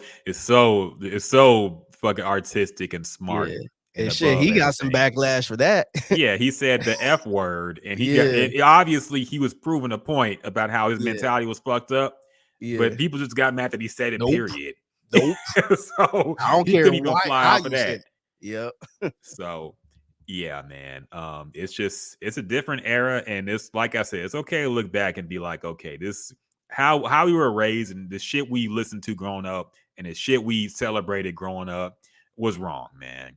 And I think it's fine to look back and be like, okay, and reflect on how that shit was not cool. Yeah. But people are gonna be on their feelings regardless, so it is what it is, man. Endless gender wars on the timeline, so whatever. We never talked about this, but I did see this, by the way. Carl Crawford apologized to Megan Thee Stallion. Yeah. He basically said beefing with Megan and Jay-Z was wrong. He said he did it for social media. So what are your thoughts as to why he apologized? Now we've seen Megan be more active lately.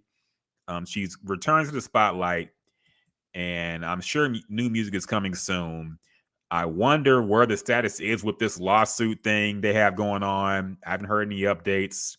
Yeah. But it seems like Carl Crawford is taking back everything he said negative about Megan Thee Stallion. He's apologized and said it was all for clout, basically. Yeah. Yeah, so apparently this interview came out February 27th. So that was a minute. I don't see how I missed this, but yeah, I listened to some of the interview, and he was pretty much saying what probably we all said, and probably he probably should have went by, was like, it's kind of like he got an image he got to keep up too, and him doing all this stuff on social media didn't look good for 1501 at all. It didn't make him look good at all. It made her look better, and it wasn't good for his image. And he actually mentioned that. Even seeing a lot of people, because we kind of know a little bit what's going on, but even people that didn't really know what was going on hated Carl Crawford because of Meg. Like, no matter what. Even our good friend J Bell, shout out to J Bell. I think she retweeted the post. This was a minute ago. And she was just like, let her out the contract, Carl. Like, see, and she kind of started going in on Carl. And then our good friend Kilso Major kind of explained what was going on a little bit. And I wouldn't say she was defending Carl, but she was just kind of, letting him know, like, hey, it's not that he's just trying to keep her around or something like that. It's a little more to it. And so, like I said, the stuff wasn't a good look for him. It actually made him look worse than how she looked. And I think he realized that. So he talked about rebranding 1501, and he got new artists on there. And he trying to, get that stench off of 1501. And he said he clearly be on social media a lot. But he said he's seen some of the comments and see how bad of a rep it was getting. And he said it shouldn't have got to that. And said he said he haven't talked to her since 2019. That's crazy. But I don't know if they talk now. Probably didn't, probably not. But he said he want to move past it. I don't know what move past it mean. Is her last album count as the last album of that contract? That way she can move on, or if they, still trying to come up to an agreement on something. But I think he kind of had a coming to Jesus moment where it ain't gonna work out with her. So, let's go our separate ways. Let me start with new artists and, try to do this again. Yeah, I think, and I don't know what inspired it. My conspiratorial mind immediately went to an out of court settlement with Rock Nation, and this being a part of it. Like, we'll give you this much, but you got to walk back everything you've said and apologize, and we'll pay you this much, and we got her now. So my thought, maybe that happened, maybe not. Maybe he just realized that it's more important to focus on his current artists, like you said, and build up his brand that way rather than just troll his old artists at this point. He had even admitted that Tory Lanez shit was all for clout. He didn't know Tory. They took a picture just to get back at Megan Thee Stallion, which is super petty and feminine. But yeah, we kind of knew that when he took the picture. Yeah, I think he just realized he was getting out of control. Whoa, I can't hear you. I don't know what happened. Check 1 2. You got me? I can't hear you at all. Can you hear me? It just cut out. I hear you. Hold up. I can't hear you. We're having a little technical difficulties. People, bear with us a little bit. I don't know what happened. Check anything. I can't hear nothing. Fuck. Let me.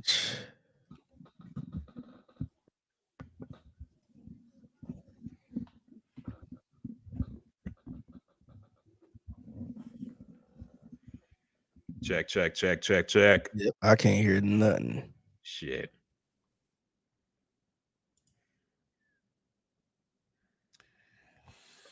Ugh. I got you.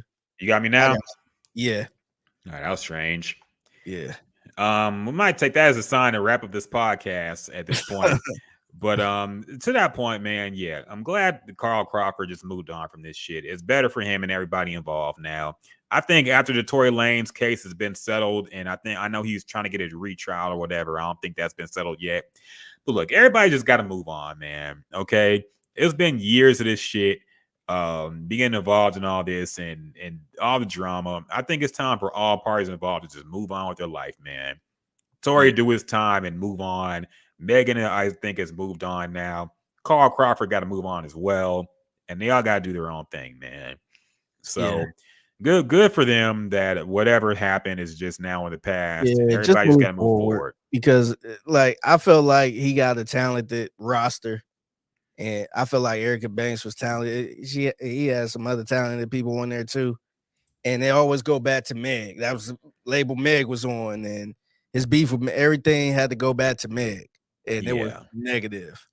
So I think it's good that he's moving on and focus on developing his artists. Yeah, so good for him. Good for him and everybody that they're just moving on and putting all this stuff behind them. So kudos. I think that's about it, man. We'll go ahead and wrap up this edition of the podcast, of course. Appreciate everybody who's joined today. We appreciate chatting it up with y'all. We had a nice little crowd today, man. Oh, we did, man. We did. Very active people. And if you listening on the audio form, make sure if you can to join us. We stream around like 7, 8 o'clock on Friday nights on YouTube, on Twitch, on Facebook. Just look up Jim the Juice Podcast, and we're streaming on there. And also check out our past interviews with people like ESG and the like. We had a good one with Mad Hatter a while back. So make sure y'all check out those interviews as well. Get our YouTube numbers up, man. Like, we really need some more YouTube clips, man. I was trying to get in there and edit some shit, but I think we've had some great content. We need to get some more views on it because we have some great content up on here, man. But appreciate everybody joined us. Appreciate you, Derek, Tab, Brown Chubby Bear, everybody else, Matt Wine, Kenneth, of course, and everybody, Jay from Twitch. Everybody who stopped by and chopped it up with us this evening, man. We appreciate y'all. We love y'all. Make sure you keep it locked in. It's draft time in Houston. So make sure you keep it locked in on. Can't get here fast enough, man. Yes, I know, right? Christ. Yeah, every day you got to see more takes on fucking who they should take number 2, man. I'm sick of it. Just get it over with. Okay. But it's coming up. So make sure you keep it locked into Sports Radio 610 in the loop, 10 to 2, Figgy Fig producing and curating the vibes on there. Yeah, just keep it locked in, man. And until next time, peace.